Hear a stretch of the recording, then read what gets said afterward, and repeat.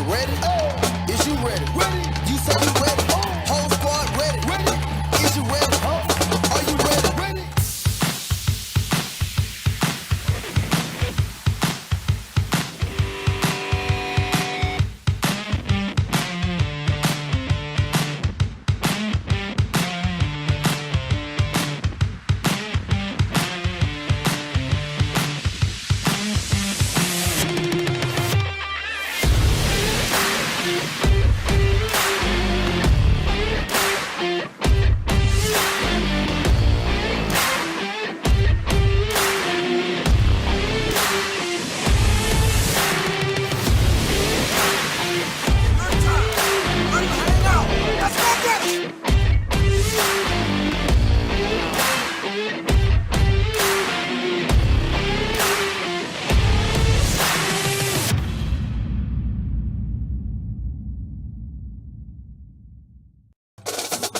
Are you ready?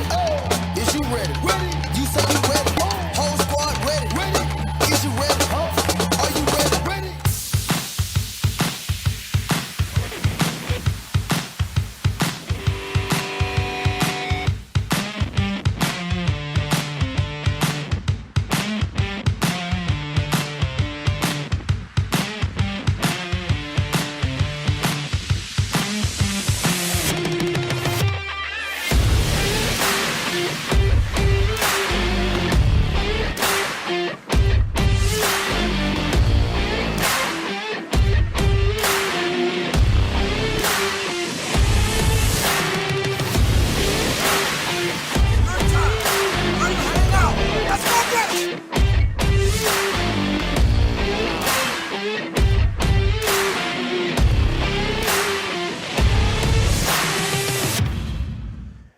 From Yeoman Stadium on the campus of Tulane University, it's Fighting Patriot Football via YouTube on JohnCurtisPatriots.com.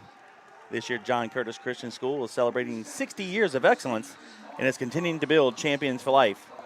Tonight's pregame is sponsored by proud Yogi's Bears, Walter and Bill Sanchez, class of 1977, and younger brother Chris Sanchez, class of 1980. Proud Yogi's Bears, proud sponsors of Fighting Patriot Football. Alongside fellow John Curtis Christian alums Danny Wimprine, Robbie Utzer, Gordon Hebert, I'm Kevin Fayard. Tonight, the John Curtis Christian Patriots take on the Brother Martin Crusaders in a Catholic League District 9-5A ball game. The Patriots ranked 6th in the Class 5A poll by the Louisiana Sports Writers Association, are 7-1 on the season, 4-0 in Catholic League play. The Crusaders are 5-3 on the season and 2-2 in Catholic League play. Last week, the Patriots defeated St. Aug 28-21 in a thriller, while Brother Martin lost to Rommel 3-0 in a defensive contest. Danny, since that close victory in Week 3 up in Oak Grove and Hattiesburg, Mississippi, the Patriots have been playing with confidence and been getting better every week. A win tonight over the Crusaders sets up a winner-take-all Catholic League championship versus Carr next week. But the Patriots can't look ahead. Brother Martin is a very worthy opponent, and that will have to basically require the Patriots' full attention should they be victorious tonight. Yeah, excited about being back up here in the booth with you, Kevin. You're exactly right. It's going to, you can't ever look forward, look past the game that you have at the present moment. I mean, last week I think, the defense played well, getting us back into the ball game, and then the offense started clicking late in the second half. Obviously 3 turnovers early hurt us a lot, but I think you can learn a lot from that victory from last week. Build some character. I think there's a lot more to build out of that game than there is of going out there and just whipping somebody's butt. So I appreciate the fact that we came back, we played hard, we played physical in the second half. The guys learned a lot. They got some good film, and they're moving forward pretty much healthy this week. Obviously, we had a pretty big injury this week with our quarterback. And so Dagan Bruno is going to get the majority of the snaps from here on out. Jordan Smith hurt his ankle this week in practice, and unfortunately he's not going to be with us this week. And, that's a tough thing, your senior year, and we're going to say our prayers for him, and hopefully he continues to be at practice and be a good teammate and support his teammates, and his teammates support him as well. But, you said it earlier. I mean, it's a good foe, Brother Martin. They've played us tough. A few years ago they had some really good teams, played us very, very hard, very physical. They They usually have a very good defensive front and a good offensive front, like we saw last week out of St. Augustine. We are, I think, playing better and better every week, like you mentioned. Last week had a little hiccup in the first half, but we got through it, and I think we're going to continue to push forward. Excited about next week because I think it's going to be a heck of a game, and I think it's going to go a little different than most people think. But like you mentioned, you got to get through this week first. So I'm excited that you're back here with me after your it was the first time in 11 years, I think you missed. Yeah. So it's good to have you back up here. Billy did a good job with me last week. I'm going to have to, give him a little bit more Coca-Cola next time so he speaks up a little bit more. But he did a good job. But I'm excited to have you back up here with me, bud. No, glad to be back in there. Thank you, Billy. Billy, if you don't know, was a teammate and classmate of mine, my quarterback. He's the one that tossed me the majority of my touchdowns back in high school, and he's been a fill-in really in recent years when Danny unfortunately couldn't be with us. And a great Patriot, great person, and still a great teammate, so thank you. Yeah, I hated to miss. I have a 25-year consecutive streak with my Ole Miss friends back and forth. Originally, when the schedule had come out, the game was on Friday night. Right. And unbeknownst to me until August, I didn't realize that the school had the wrong schedule. Actually, St. Aug had the correct date on Saturday. And unfortunately, we tried to move the game to Friday night and just couldn't find it. And I said, well, for the first time in 11 years, I hate to miss, but, I had another little tradition I had to keep in touch. But you're a loud big guy. I wasn't far. I was on Tiger Stadium listening to you guys. Y'all did a great job. And, hey, Patriots are building on that momentum for that, like I said, that close victory against Oak Grove, in the recent years. The COVID year and last year, we lost some games with a hurricane. We found ways to lose or not secure victory in those tight games, but we somehow did against Oak Grove, and this team has just been different. Every week getting better. Now, we didn't play the best last time we were here. Homecoming against Holy Cross. That was homecoming weekend. Of course, there's a lot of festivities. And as you know, we had the big pink game. And congratulations to the ladies volleyball team winning the ball game last night and raising a lot of money for cancer awareness.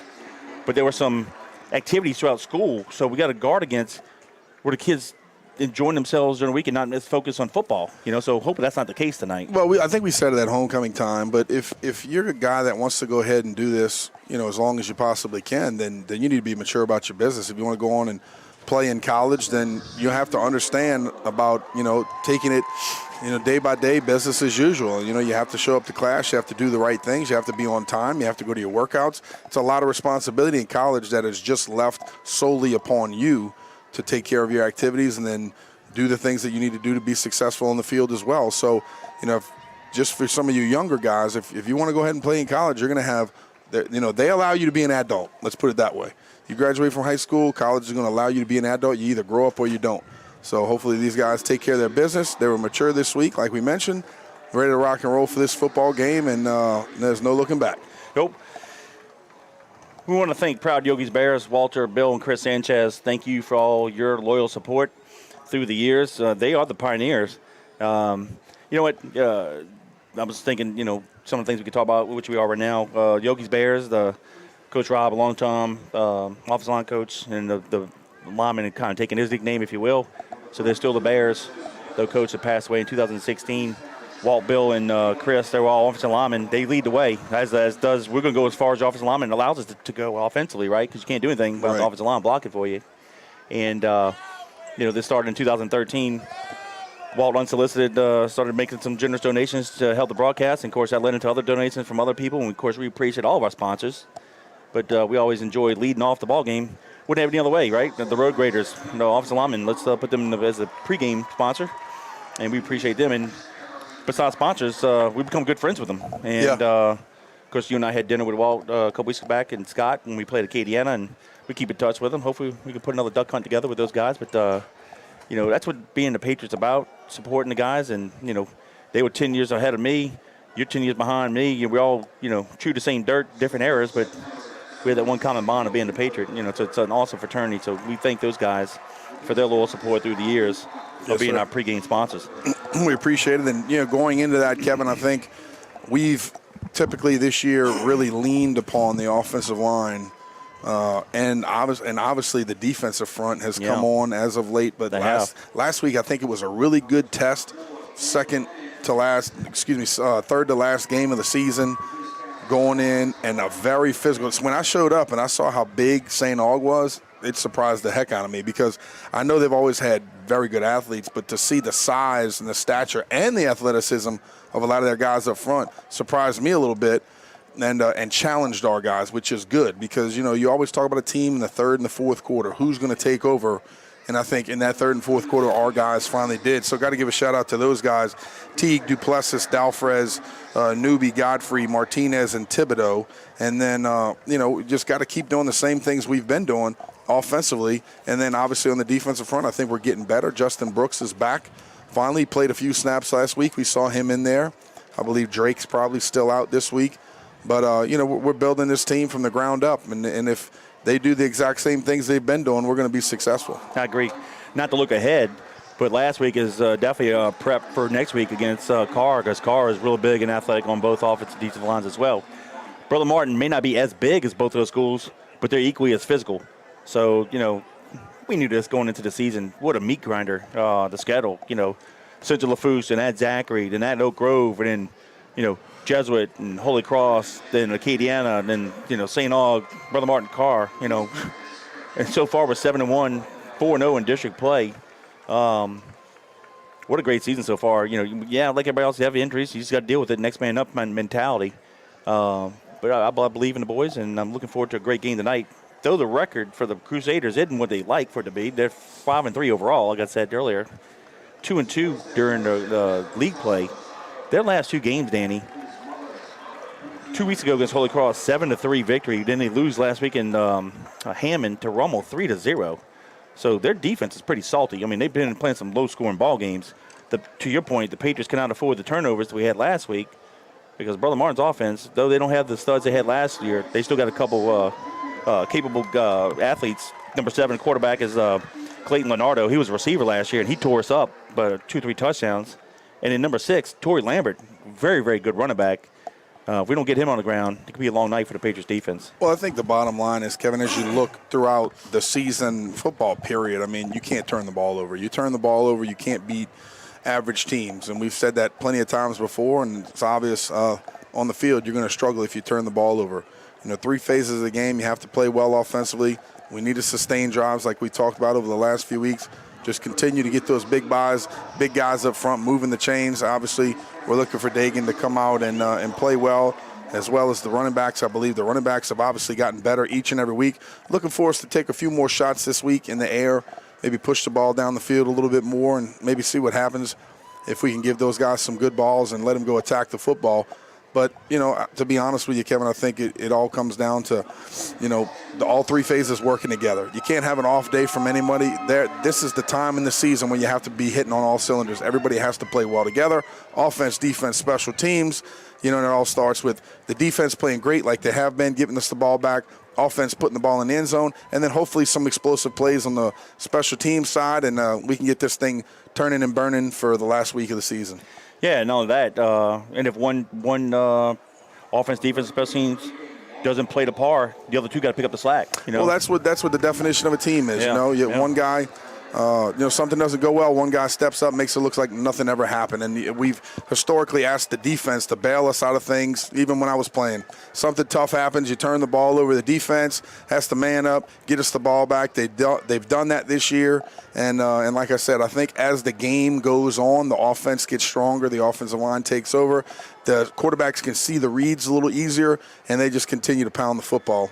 Well, now that, as we're getting closer to the end of the regular season and into playoffs, that's Patriot football season, right? And these guys, the current Patriots, need to learn. We've had a lot of success, but we haven't played for a championship since 18, right? And lost in the semifinals in 19 and 20, and last year in the quarterfinals.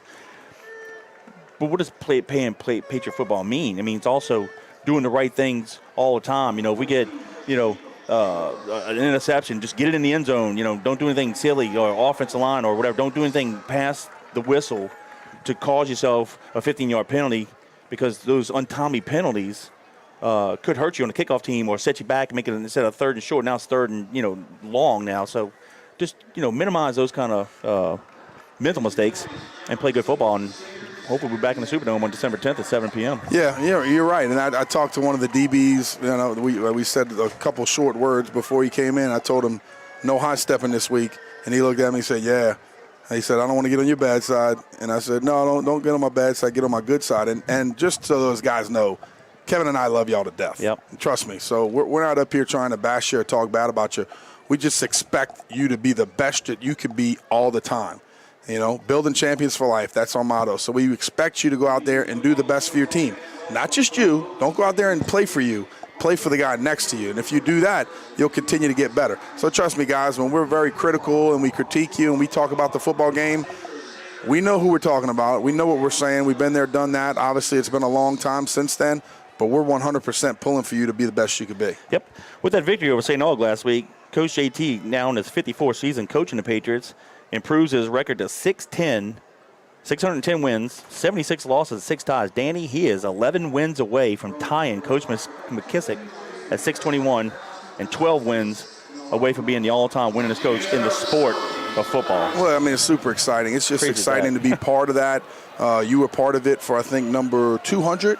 The 200th victory. I was part of it for number 300, and then we've been doing the broadcast for, I think, number 5 and 6. 5 and 6, yeah, 5 and 600. So, it's exciting to just be part of the program. It's exciting to be to watch these kids grow up. A lot of fun. And here come your Fighting Patriots at John Curtis Christian School. The Patriots in their white helmets, white road jerseys, and red pants. They're occupying the east sideline, which is the sideline away from us. We're on the home side, the Brother Martin side. Brother Martin also taking the field in their crimson helmets, crimson jersey, and white pants. If you want to interact with Danny and I during the live broadcast, feel free to send us a text, 504-259-7690. Again, 504-259-7690. As always, Jeff Bonet watching us in Pontoula says, go Big Blue. Give a shout out to Mr. Don Abity and West Wego. And a few of you guys that listen to us on the YouTube channel. We don't really see all the YouTube comments, but y'all want to interact with us, go to 504-259-7690. Let's pause for the invocation and the playing of the national anthem. Got a shout out from the Laura Sellers down there in Lafitte as well. Appreciate y'all listening.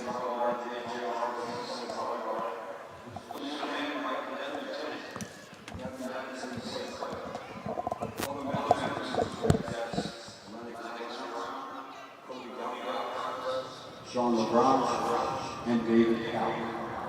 The Brother Martin NJRFC is under the guidance of Commander Bruce Nolan, Brother Martin class of 1990, United States Navy retired, and Senior Chief Petty Officer Romiko Long. In the name of the Father, the Son, and the Holy Spirit. God, our Creator, we ask you to bless all who have gathered here this evening for this athletic competition. Please give the athletes the grace of good sportsmanship and shield them from injury in tonight's game. We ask you in a special way to be with the athletes, coaches, managers, medical staff, officials, musicians, and cheerleaders who have worked to perfect their talents for our enjoyment and your glory. We thank you for their gifts and dedication to our school communities. We ask through the intercession of Our Lady of Palm Succor for your continued blessings on New Orleans and the entire Gulf Coast. Please protect our school communities and cities from harm and property damage during this hurricane season.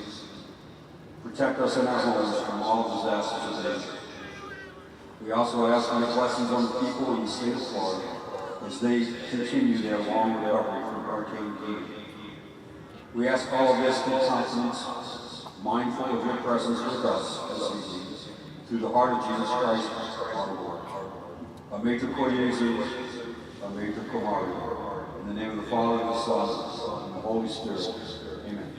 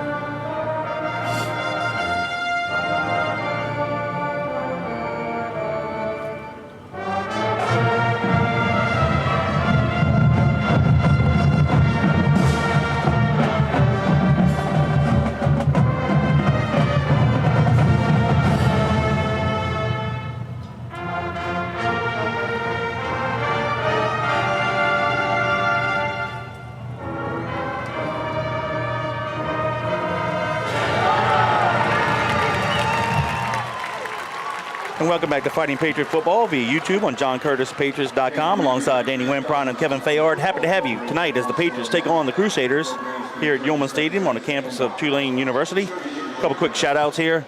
The Fallbackers watching us in Harahan. Appreciate you. Bobby Seafood, that's Ryan and Stephanie Estes watching us from River Ridge. Walt Eckert, listen to us from Los Angeles. Good to hear from you, big guy. The Cherriers watching from Poitras, and they thank the broadcast team for the broadcast. We appreciate you guys for being loyal listeners.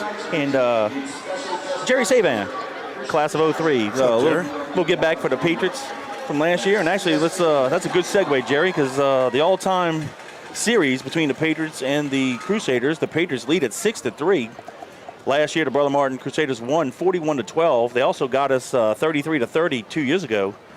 So they won the last two, and Danny, a win tonight by the Crusaders will make them the second team ever.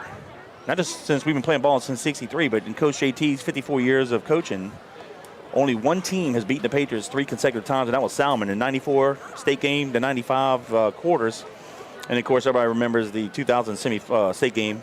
Tristan Smith just dominated it, the quarterback for Salmon, and then Salmon had a walk-off field goal from I think like 45 to 40 yards away, and it was just a classic football game. Though we lost, you still kind of walked away from that game going, wow, that was a great football game. You know, so the Patriots with a victory would prevent Brother Martin from joining Salmon in that fraternity there. Mike Maples, listen to us in Covington. He misses us. Hey, we miss you too, buddy. The Patriots offense will get the ball. We won the toss.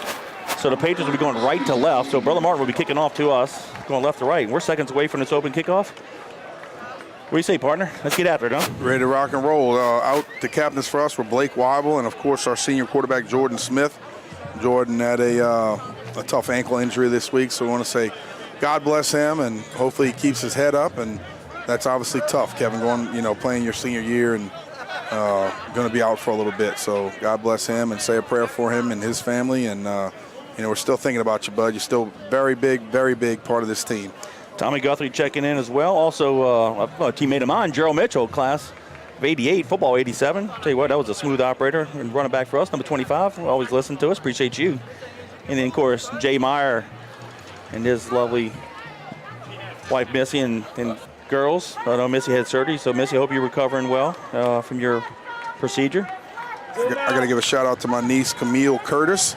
She said, go Big Blue. She's at home with a stomach bug. So thinking about you, Camille. Wish you were here, but glad you're listening to us. Don't you have to give another shout out for another one of Curtis' grandkids? What's that? Mason? Oh, yeah. Mason. I was running off the field today, and Mason goes, give me a shout out. Okay, there you go, Mason. Curtis, you got it. And Bo, can't forget about you either. Saw you down there. Patriots will have 2 deep. To our right, Marlon Proud, the far side halfback, Turner, the near side. Brother Martin to kick it off left to right. Little sky kick near side. Go get it, go get it, go get it. And Ball's Smith out, has it. We got it. Ball's out.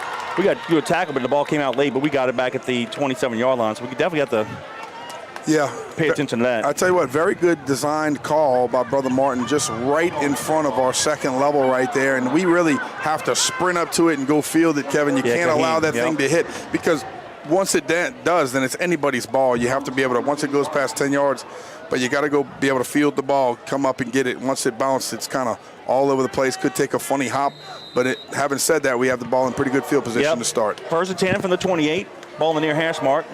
Bruno's the quarterback.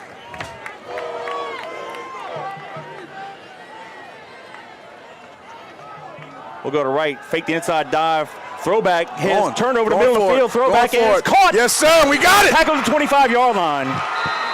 We fake the inside dive to the top.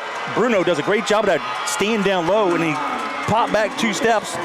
Receiver at the bottom of the field ran a post, and we hit him. Fantastic. Great job on a pitch and catch between Bruno and Turner. A little throwback right there, and Mike Turner had a couple steps on him. Dagan put some good air underneath it, and Mike did a good job of coming back and making the reception. They'll put it at the 26-yard line officially. Twins near side will go to the right. And Prout up the middle, no gain. Second down 10.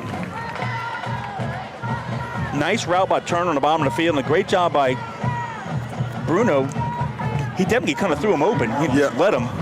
Yep. Just enough. Well, I just like the play call, going after the first play of the game, attacking them downfield, you know, and you know, you keep doing stuff like that, then all that's going to do is help out in the run game. Hey, let's give a shout out to Chris and Tony Behan. That's Dagan's grandparents, watching from Laurel, Mississippi. So appreciate you guys for checking in. Yeah, just met Dagan's mom before the game today. A little quick zip here to the halfback, and he's in trouble. We're going to lose. Just go down, buddy. Go down. We're going to lose about 10 yards. That's Gabriel. We had like a little shotgun formation and two running backs to the left of Gabriel, and it was a direct snap, and the Patriots going backwards. Yeah, it was almost like a, you know, wildcat quarterback sweep right there. But, you know, it's tough while you're in it, Kevin, to understand that, look, this play is just not going to work. We got to knife forward and get all I can get and go. Not a really good block up front. The defensive lineman was chasing from inside out the whole time.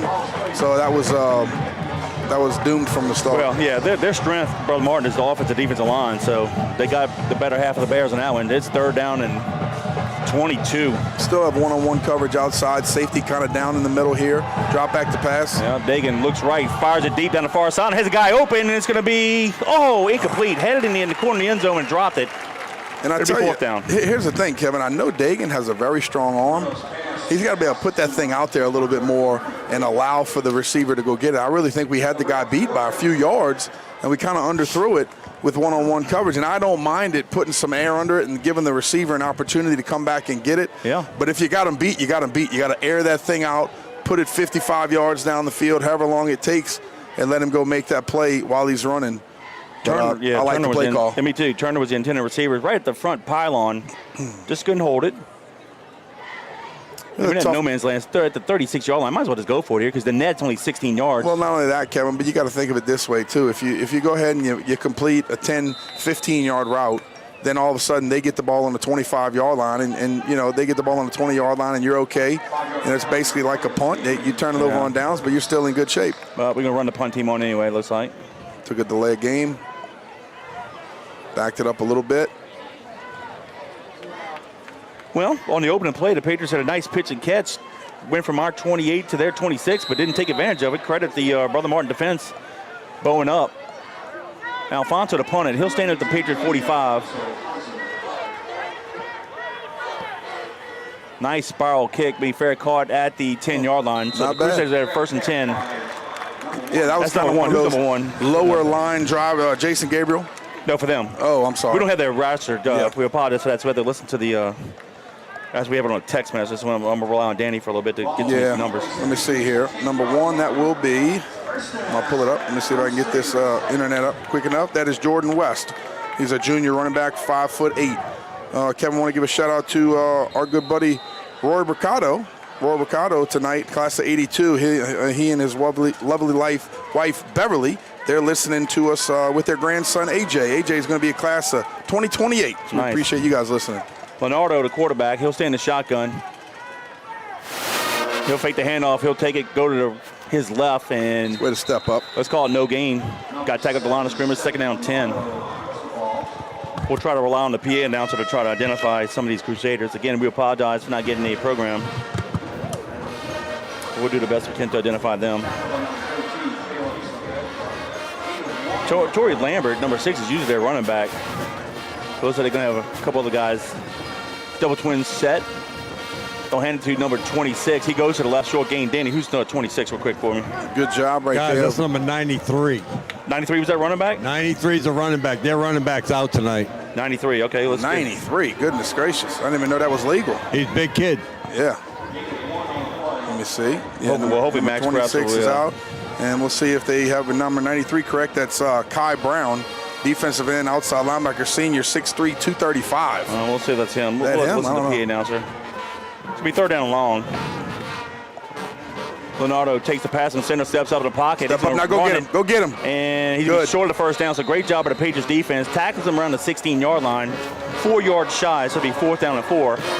Great job by the Patriots D. Yep, good job by the defense. Once again, Kevin, like we mentioned, coming up big, forcing a 4th down. Typical punt right here, deep in their territory. We're going to get the ball back with great field position. And, returner here's just got to get underneath it, camp underneath, don't have to do anything special. Offense is going to get it with great field position. Proud's going to stand at the 50-yard line. What a great year he's having. Oh, tremendous. Got to be an all-district. If they don't give him a running back, at least athlete, but it's going to be a running back for sure. High snap. Oh, he had a chance to block it, didn't. Prout fields it at the 48-yard line. I'll go. Middle return, breaks a couple tackles. He's at the 40. Yes. Has a lot of room near side. 30 yards a hole. He's going to come back to the 25. He's going to get tackled at the 20, but there's a flag at the 43-yard line. But, wow, what a run by Prout. But the crazy thing is, Kevin, we don't need to do that. No. If we're holding on to somebody or blocking them in the back, Prout single-handedly made like 3 or 4 guys miss. Give him an opportunity to run the ball, get it downfield.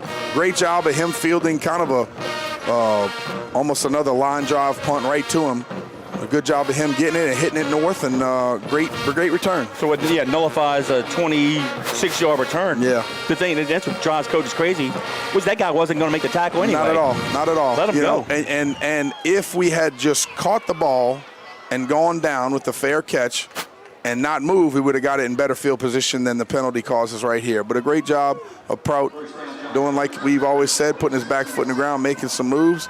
And still great field position right here for the 40 on the 47 for the Patriots, and looking for something big here on their second drive of the ball game. Yep, 7:56 to go in the quarter. 1st and 10 Patriots at their own 46. Twins near side. Ball net right hash mark. We'll send the right halfback in motion. Comes near side. And we'll give it to the halfback. That's going to be, looks like Kaheem Smith over the center. Gain of 2 to the 49. 2nd down 8. Got, looks like, let me see here. Got Cohen in the game. Looks like, let me see here who else is listed. I don't think that was, I thought it was Josh Eames, but then I also thought it was number 86. I'm not sure. And then, of course, look, Samaja's in the game right now.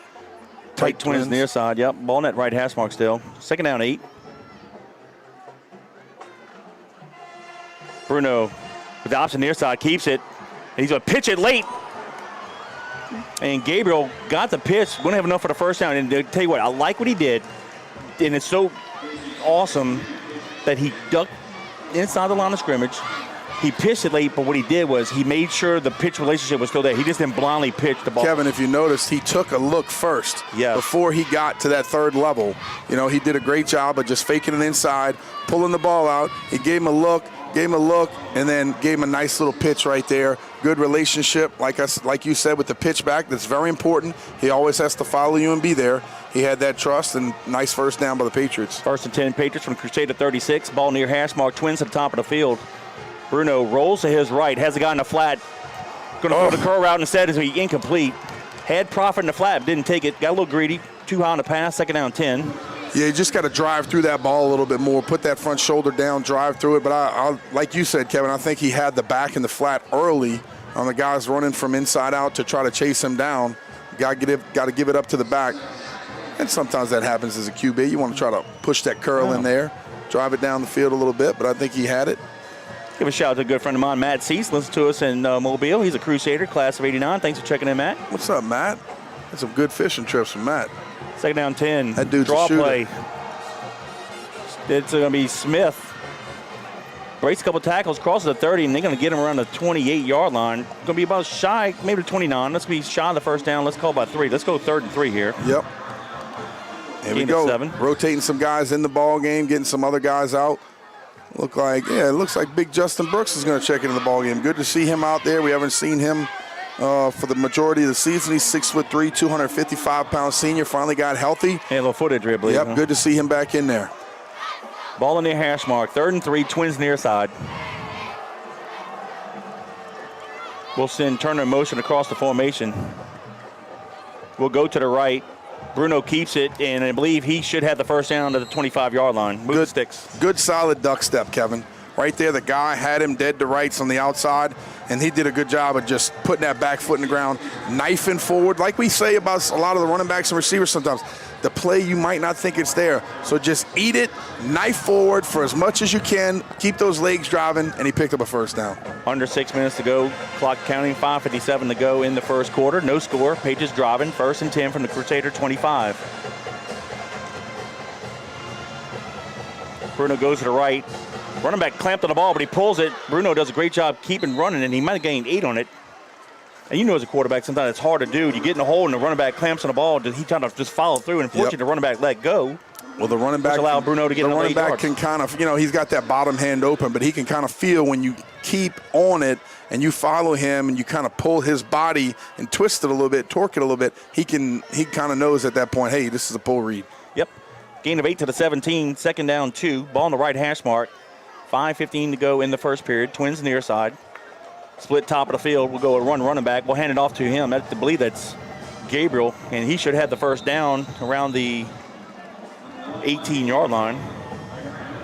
No, excuse me, 14. I'm looking at the wrong side of 15.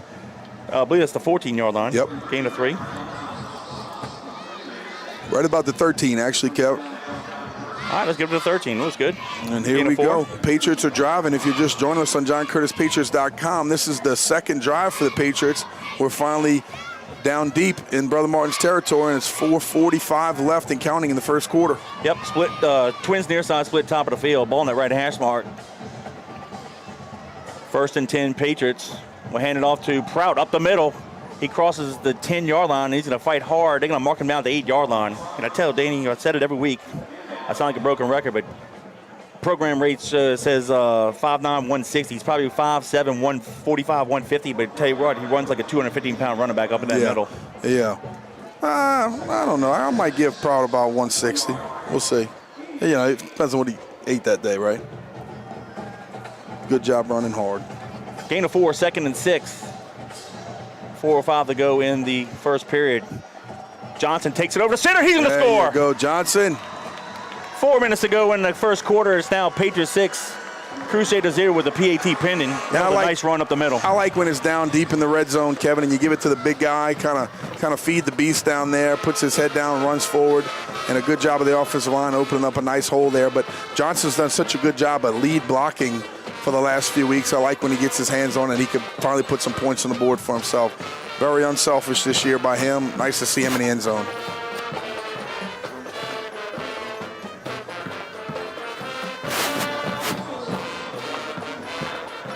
Patriots line up for the PAT.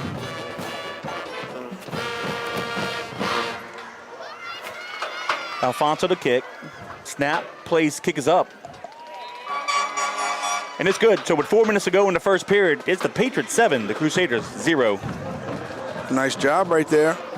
And, you know, that's kind of one of those drives we were talking about, Kevin. They just sustained it, picking up first downs, and, you know, finishing with some points. That's exactly what you have to do offensively. Nice job by them for that scoring job. I want to say thank you to our good buddy Jeff Arschmidt at Moe's Pizza. And he talked to him last week. He said, man, put me on there. I'll give you another check. So we haven't talked about him much this year. So I want to say thank you to Moe's Pizza and Jeff Arschmidt. They're located at 1112 Avenue H in West Wego. Give them a call at 504-351-9650. Tell them Danny, Kevin, and Robbie sent you. And check out the website at www.moespizzanola.com. moespizzanola.com. 341-9650. Jeff Arschmidt, we appreciate your support of the Patriots. Danny, would look like it'd be a short field at the Proud had a 26-yard punt return to the Crusader 20. A holding penalty negated that return. Put the ball at the Patriot 47-yard line. No worries. 8 plays, 53 yards in distance, 2:56 off the clock. Johnson with a 7-yard touchdown run. Alfonso added the PAT to puts it up 7-0 Patriots here in the first quarter. Give a shout out to our fans out in Phoenix. Miss Betty and Mr. Vernon Walker, listen to us. Appreciate you guys. Thank you for being loyal listeners. Alfonso kicks it deep. Going to be fielded at the 10-yard line, near side, 15-20. Running across far on the field. Lateral pursuit. Wobble can't get him. We're going to run him out of bounds into 30. That's number 10. Let's see if the PA announcer can help us with that name. I can't understand what it's saying, but we'll do the best we can to identify him. Again, we weren't given a roster. We apologize for that. Yeah, good job of catching in the corner down here, using his speed, getting to the top of the field. And our guys just looked like they squeezed a little bit too much on coverage, Kevin. And then he just ran the hump, got around everybody, outran us to the top, and then we did a good job of running them out. And it looked like also that was number 14, Kaheem Smith, gave him the shove on the outside. Hey, let's give a shout out to the Monajan crew out there in Harahan. Matt Jr., Angelina, and Roddy. Go Big Bubba, number 70, and go Big Blue. Appreciate you for listening. Shotgun formation. That's West. Takes the handoff up the middle. And Brooks, big number 84, got him after a gain of 2. We appreciate all of our listeners for checking in. Appreciate you guys. Yeah, appreciate the Costanza gang. That's Chris, Christy, and Luke listening to us live. Appreciate that. Classmate of mine, Derek Wilson, his little daughter Evie. He and Evie watch us on the North Shore. Appreciate you checking in. As they give him 3 to the 33-yard line. 2nd down 7. 3:25 to go in the first period. Leonardo in his shotgun. Hands it to West again. He goes to the left. Short gain to the 35. Gain of 2. It'll be 3rd down and 5. Good job stepping up, big boy in the middle. That's number 70. Or I think that's actually Johar Franklin, number 68, but he's wearing number 70 tonight. And it's he good to have jerseys every week. Yeah, he does. He changed a lot, and it's good to have Justin Brooks back out there. I think he was in on the last play. Crusaders will stay in their spread offense. They'll have twins to the left, twins to the right. And West, number 1, will line up to the right of Leonardo out of the shotgun. They'll send a receiver motion across the formation near side. Leonardo looks near side, steps up in the pocket, fires it. It's going to be incomplete. Had a guy wide open at the sticks. Got a little happy feet back there. Just a little bit wide. Well, actually, Kevin, what I heard about Johar with the different numbers is that they're having fit 'em, huh? Yeah, they're having trouble getting jerseys to fit because year to year you never know. You know, it's not like we order new jerseys every year. Right. So all of a sudden one year you get a double X and you get a guy that wears a 4X jersey because he's a big boy with some push up front and it doesn't quite fit right. So they've had to kind of switch it around with depending on what number and what color we're using and all that kind of thing. So obviously he's a big boy. Got to get him his jersey, and he's done a good job for us the last few weeks. And good job by the defense on that series, forcing another 4th down. Here's the punt. Oh, why don't we go down get it? to the ball. Well, the second time we could have blocked it. And probably lets it roll, and they get a huge roll down to the Patriots. Oh, but the Crusaders do us a favor. They down at the 11. They probably could have gotten near the 5. Yeah. I'll tell you what, we have an opportunity to bomb the field to go block that punt. Why not lay out and go get it? I don't know. I'm going to watch it again here. Ooh. We're coming from the outside, Kevin, and it kind of looks like we're going to be untouched and unblocked. And you got to stay tight to that hip pocket. Yeah, go down and get the ball. Lay out. Extend yourself. Hey, it's our friend Phyllis checking in. Watching them eating PJs and eating ice cream. That sounds good. And I'll say this to you, Kevin. If you want to get noticed, block it. Do it on special teams, man. That's how you first get noticed from coaches. You go do it when you're a freshman and sophomore. Go lay out, make a big play. Stack twins near side, ball in that right hash mark. We'll go to the top of the field, and we'll get it near the 15. They're going to blow the whistle today? Yeah, 15-yard line, gain of 2.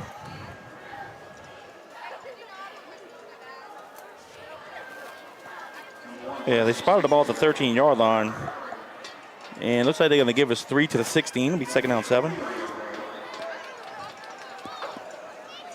Not a bad push right there. Got to give yourself some breathing room. Obviously, starting inside the 15 on this drive, and got to get moving. 1:55 and counting in the first period. Same formation, stacked twins near side. Quick hits to Turner. He's at the 20-25, gets a nice block by Mitchell, but unfortunately he stepped out of bounds at the 27, but that'll be a 1st down. Kevin, those are the type of plays that you have to give your receivers every game. Yeah. You have to be able to do those long handoffs, little quick throws. That is as good as any run play that you'll call. He's one-on-one, matched up on probably a safety over the top, and he's got some distance in between them. They're deep. The good job by Tyler Mitchell coming up with the block, and he's basically one-on-one. You have to be able to feed the receivers 1 or 2 of those a game and see if they can make somebody miss and make something big happen. A little confused on the offense here. Twins top of the field, ball near hash mark. We'll give it to Johnson over to assuming it's Gabriel. He fights hard over the 30 to 31-yard line. Nice run there by him. Gain of 4. 2nd down 6. Hey, let me go back. Phyllis checking in. I need to give a shout out to Jackie. She's an all-state catcher on the softball team, but does a great job for us on the volleyball team. Just this week, not last night at the pink game, but I think early this week, or if not late last week, got her 600th kill in her career. Wow. What a landmark. So great job by her. That's we appreciate cool. all that she's done for Good our program. job, Jackie. Proud of you. Stack twins top of the field this time. Bruno with the option top of the field. He's going to keep it and fall forward for about 2-3 yards. Let's see what they're going to mark it near the 33-yard line. Yeah, a little base option play right there. That's probably one that maybe later in the game that guy will fall in on him a little bit more, and he'll be able to kick it out, get us running to the outside with some speed. But I don't mind that one at all. Good duck step, getting up the field, getting us some positive yardage, moving on to 3rd down. Yep. So they place him at the 34. 34-yard line. Got to get it to the 37, so let's call it 3rd and 3. I'll give a few more shout-outs in a second. We appreciate all you guys checking in tonight. Ball's in the middle of the field, too tight, split top of the field. Got a hole on the right here if we want to go that way. We'll go to top of the field instead. And we're going to be about a yard shy, Danny. Looks like maybe at the 36. Yeah, need the 37, so yard shy. Do you go here? I don't know. This guy looks like he walked in even further. That'd be the last play of the first quarter, 5 seconds. You know what? It's a half a football. That's what I'm saying. I might go for it here. I don't know if we got. Well, I mean, why not? It doesn't matter. Hey, I don't mind going for it.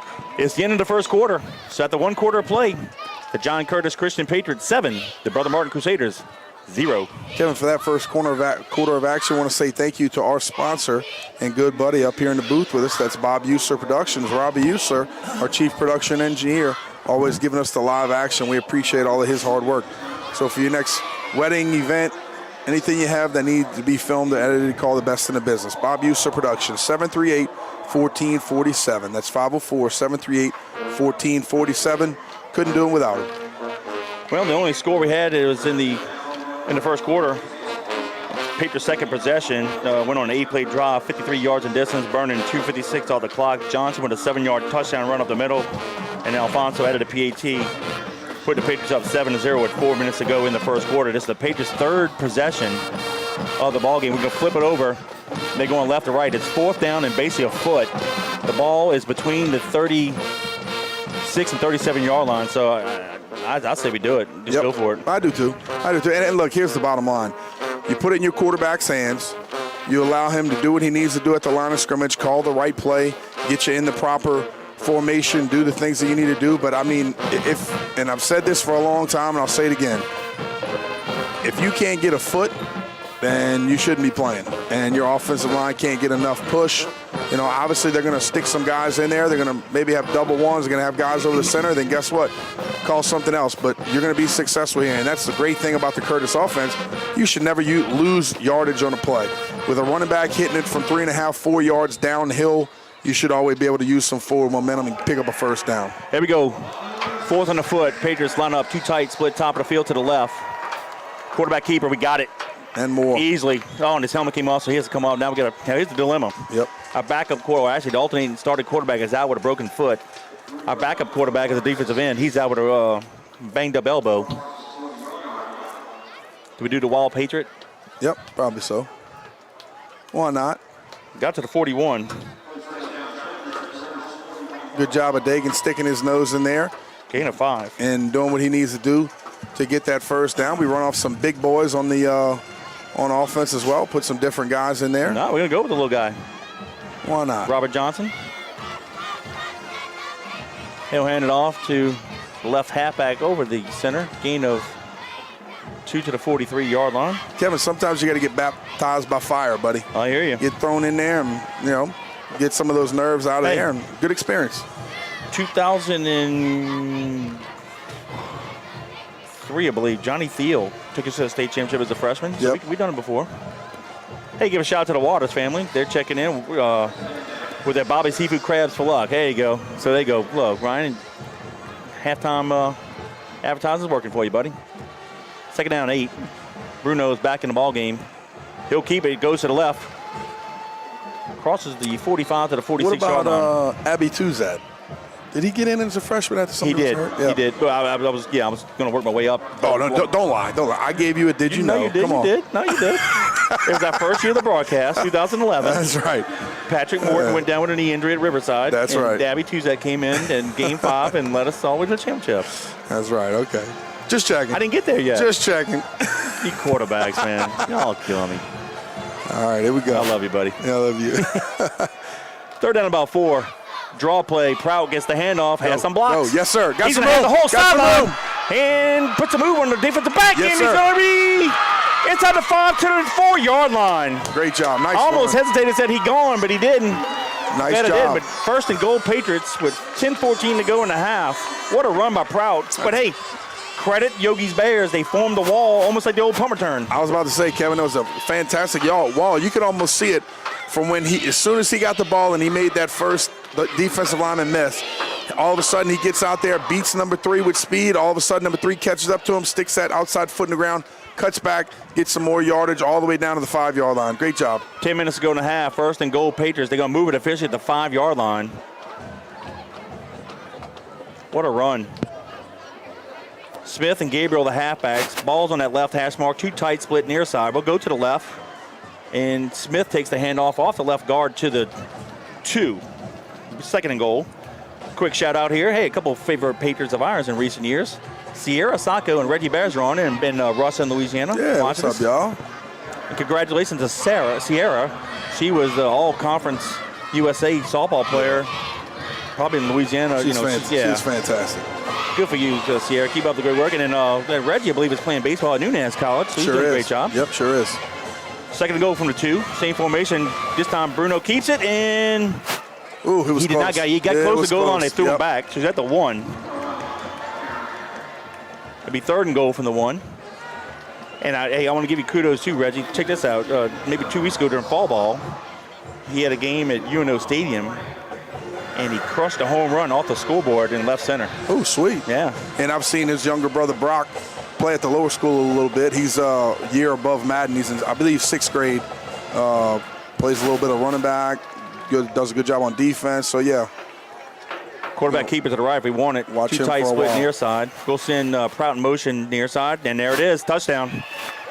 Saw it, called it, got it, executed it. So with 8:33 to go in a half, Patriots extended lead 13-0 with the PAT pending. Again, good push by the offensive line. Believe in those guys, trust in them. They did a good job of 4-point stance and getting off the ball, letting it rip. Good job by them.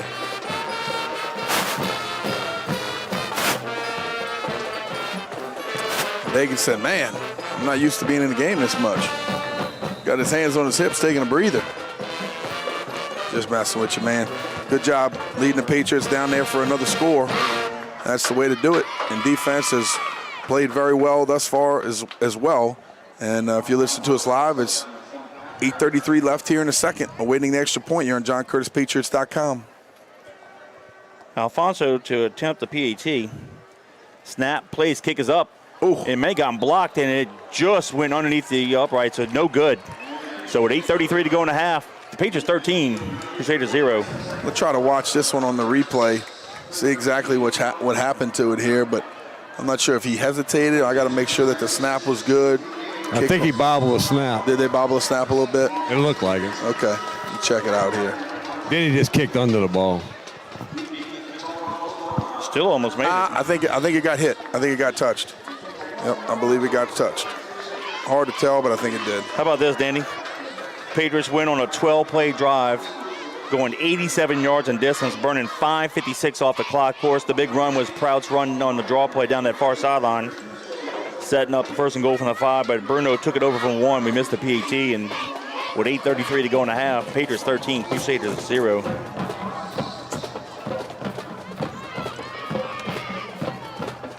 Not bad at all.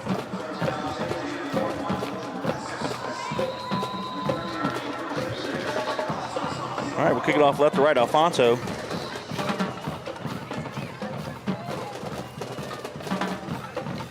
Hammers it deep. And that's we out of the end zone. That's what we want to see. Yep, good job by him. So the Crusaders will take it over first and 10 to throw in 20 with 8:33 to go in the half.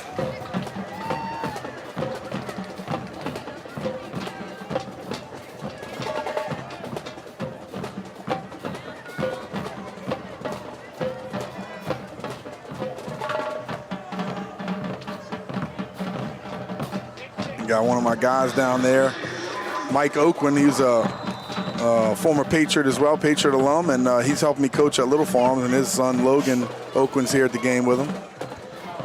Out of the shotgun formation, Leonardo takes the pass from center, and he hands it off to, that's the big halfback they wanted, Lambert. He'll go to the right, cuts it up, and gains 2. Second down, 6. I don't know what his injury status was. He missed quite a few games, Johnny was telling me. And this is his first action at, 8:20 to go in the half, so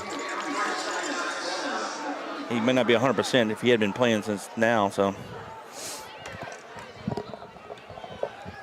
They'll fake the handoff to him, pump fake, throw it far sideline, and it's going to be caught by Leonardo. Nice job. Actually, Leonardo's the receiver. Yeah, 12 caught it. They got a new Nice quarterback, catch. and he laid it up. And I tell you what, he hurt us last year with about 2 or 3 touchdowns. He sure did. Well, He he's made a obviously great job catching it. very, very capable right there. He basically went up with one hand, knocked it down, tipped it back to himself, and it looked like our safety tried to undercut it a little bit, and the ball went over his head, and Leonardo did a good job of making it happen. Who's number 12 for them? Can you get that? Look up their roster real quick? Yeah, let me check it out real quick. That was a nice pass by him, laying it up, and of course Leonardo showing his skills here on senior night, and he is a senior. Little power pistol formation here. Number 12, that's Alejandro Diaz. Diaz hands it up right the middle, and there you go. This Lambert just gashing the Patriots all the way down to the 26-yard line. So what a big pitch and catch that was on the previous play, and then Lambert just hits us for another 12, 15 yards there. So now it's 1st and 10 Crusaders from the Patriot 27. Yeah, they had Alejandro listed as a tight end. Hey, let's give a shout out to Stephen Childress, class of 92, and Tracy Childress, class of 87, watching from Birmingham. Appreciate you guys. Stephen got a chance to talk to the boys at the Tuesday practice, did a great job, and I know the boys listened to you and appreciate your good words. Lambert takes a handoff up the middle, and he just falls forward to the 23. Gain of 4. So it looks like the Crusaders have found something here on this drive here. Of course, the big play was Diaz to Leonardo. And then Lambert's taking up the middle on us a few plays. So 2nd down and 6, they say. Gain of 4.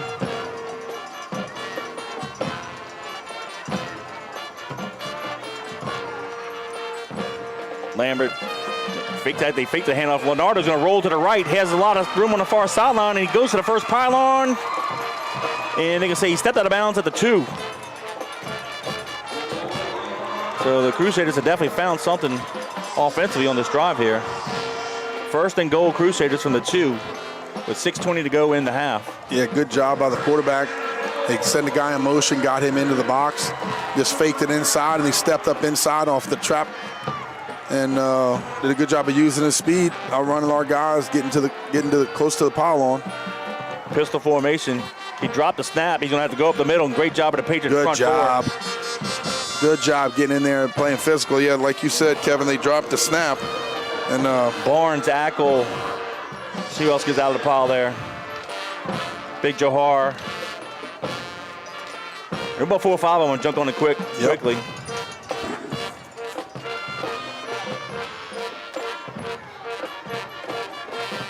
So it makes it Logan Barnes down there as well. 2nd and goal, yep. A little power pistol play here, formation. They give it to Lambert, he goes up the middle. Maybe a yard to the 2. Yep, doesn't Maybe. get there. Let's see. Good job, defensive front playing tough, Kevin. They put him on the 3. All right, no gain, 3rd and 3. So Nice. the Patriots defensive line bowing up here. Yep, this is exactly what you need. 5:25 and counting in the first half. Patriots lead at 13-0, but the Crusaders have put together a nice little drive here. But after having 1st and goal to 2, they dropped the snap and lost yard and haven't got anything since. So, all right, back to 3rd and goal to 2. They give it to Lambert up the middle. This time he scores. Yep. That was easy. So with 5:03 to go in the half, the Crusaders on the board is now 13-6 with the PAT pending.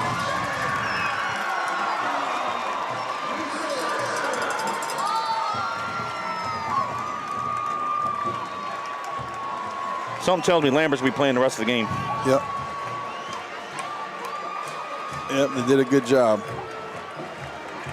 But it all started with that long pitch and catch between Diaz and Leonardo.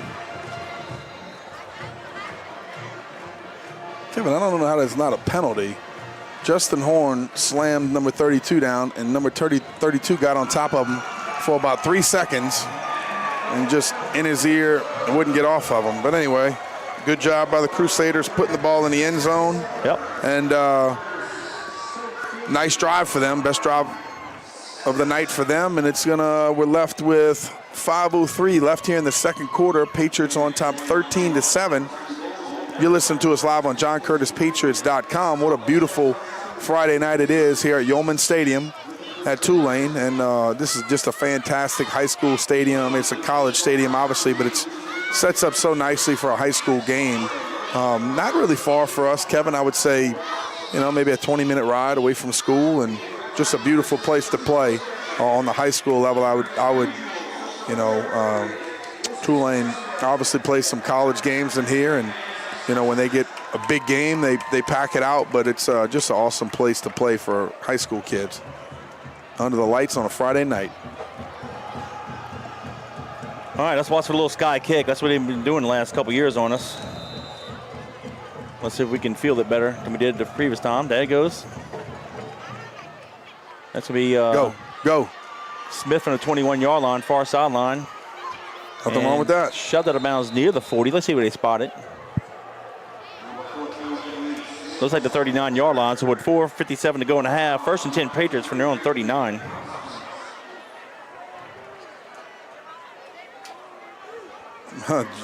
Julianne Blanchard, Chad Blanchard, one of Baylor's good friends in his class in 3rd grade. They just sent me a picture of Mark Ingram, took a picture with Chad and Baylor at F&A. They said he was coaching one of the F&A teams. Nice. Good to see him out there with those young kids. Twins near slide, split top of the field. We'll go with one running back. He'll be the right halfback, Bruno in the center. And he'll hand it off to the halfback, and I believe that is Gabriel. Crosses the 40 to the 42. Give him 3, 2nd down 7. Hey, just keep firing off. You got 4:40 left and counting here in the 2nd quarter. Plenty of time to march the ball down the field, milk the clock a little bit, and go in at halftime with some more momentum after scoring. That's what my hopes are. Yep, gain of 4, 2nd down 6. Same formations. Twins near side, split top of the field. Bruno keeps it, comes near side, crosses the 45, and he might have the 1st down. Let's see what they mark it. I think they marked it right at the 49. That's where he needed to go, and it is 1st and 10. Gain of 6. Yep, they're calling it. Good job. And on a play before, Kevin, it looked like we were in the base play, and Bruno carried out his fake and looked like he had it if he could ever pull it there, and it looked like they ran the exact deal the next play, let him pull it, get outside, did a good job of stepping back up with a nice duck step and getting inside, and get some good blocks in there by the running backs and receivers. 3:49 and counting in the half. 1st and 10 Patriots from the 49. Ball in the middle of the field. Bruno rolls to his left. Fires a pass over the middle of the field. Has Smith. Oh, it's intercepted at the 21. Just underthrown. And nice job there. Is that number 3 for the Crusaders? Picks it off at the 21-yard line. So with 3:37 to go in the half, the Crusaders get the ball back. Let me get your number 3's number real quick, Kevin. Number 3 that's Troy Santana Marina Jr. All right. Yeah, good play by him. Kevin, it looked like the running back ran into Bruno and he threw well, it. he just didn't quite get over there in time to be able to meet that defensive player. And then he had to kind of flip his hips, throw off his back foot, and didn't get it out there enough. Hey, let's give a shout out to fellow Patriot Luke Charbonnet, watching from Fayetteville, Arkansas. We appreciate you for checking in. Big break there for the Crusaders. Now they actually mark at the 20-yard line. Little pistol formation here. Leonardo back at quarterback.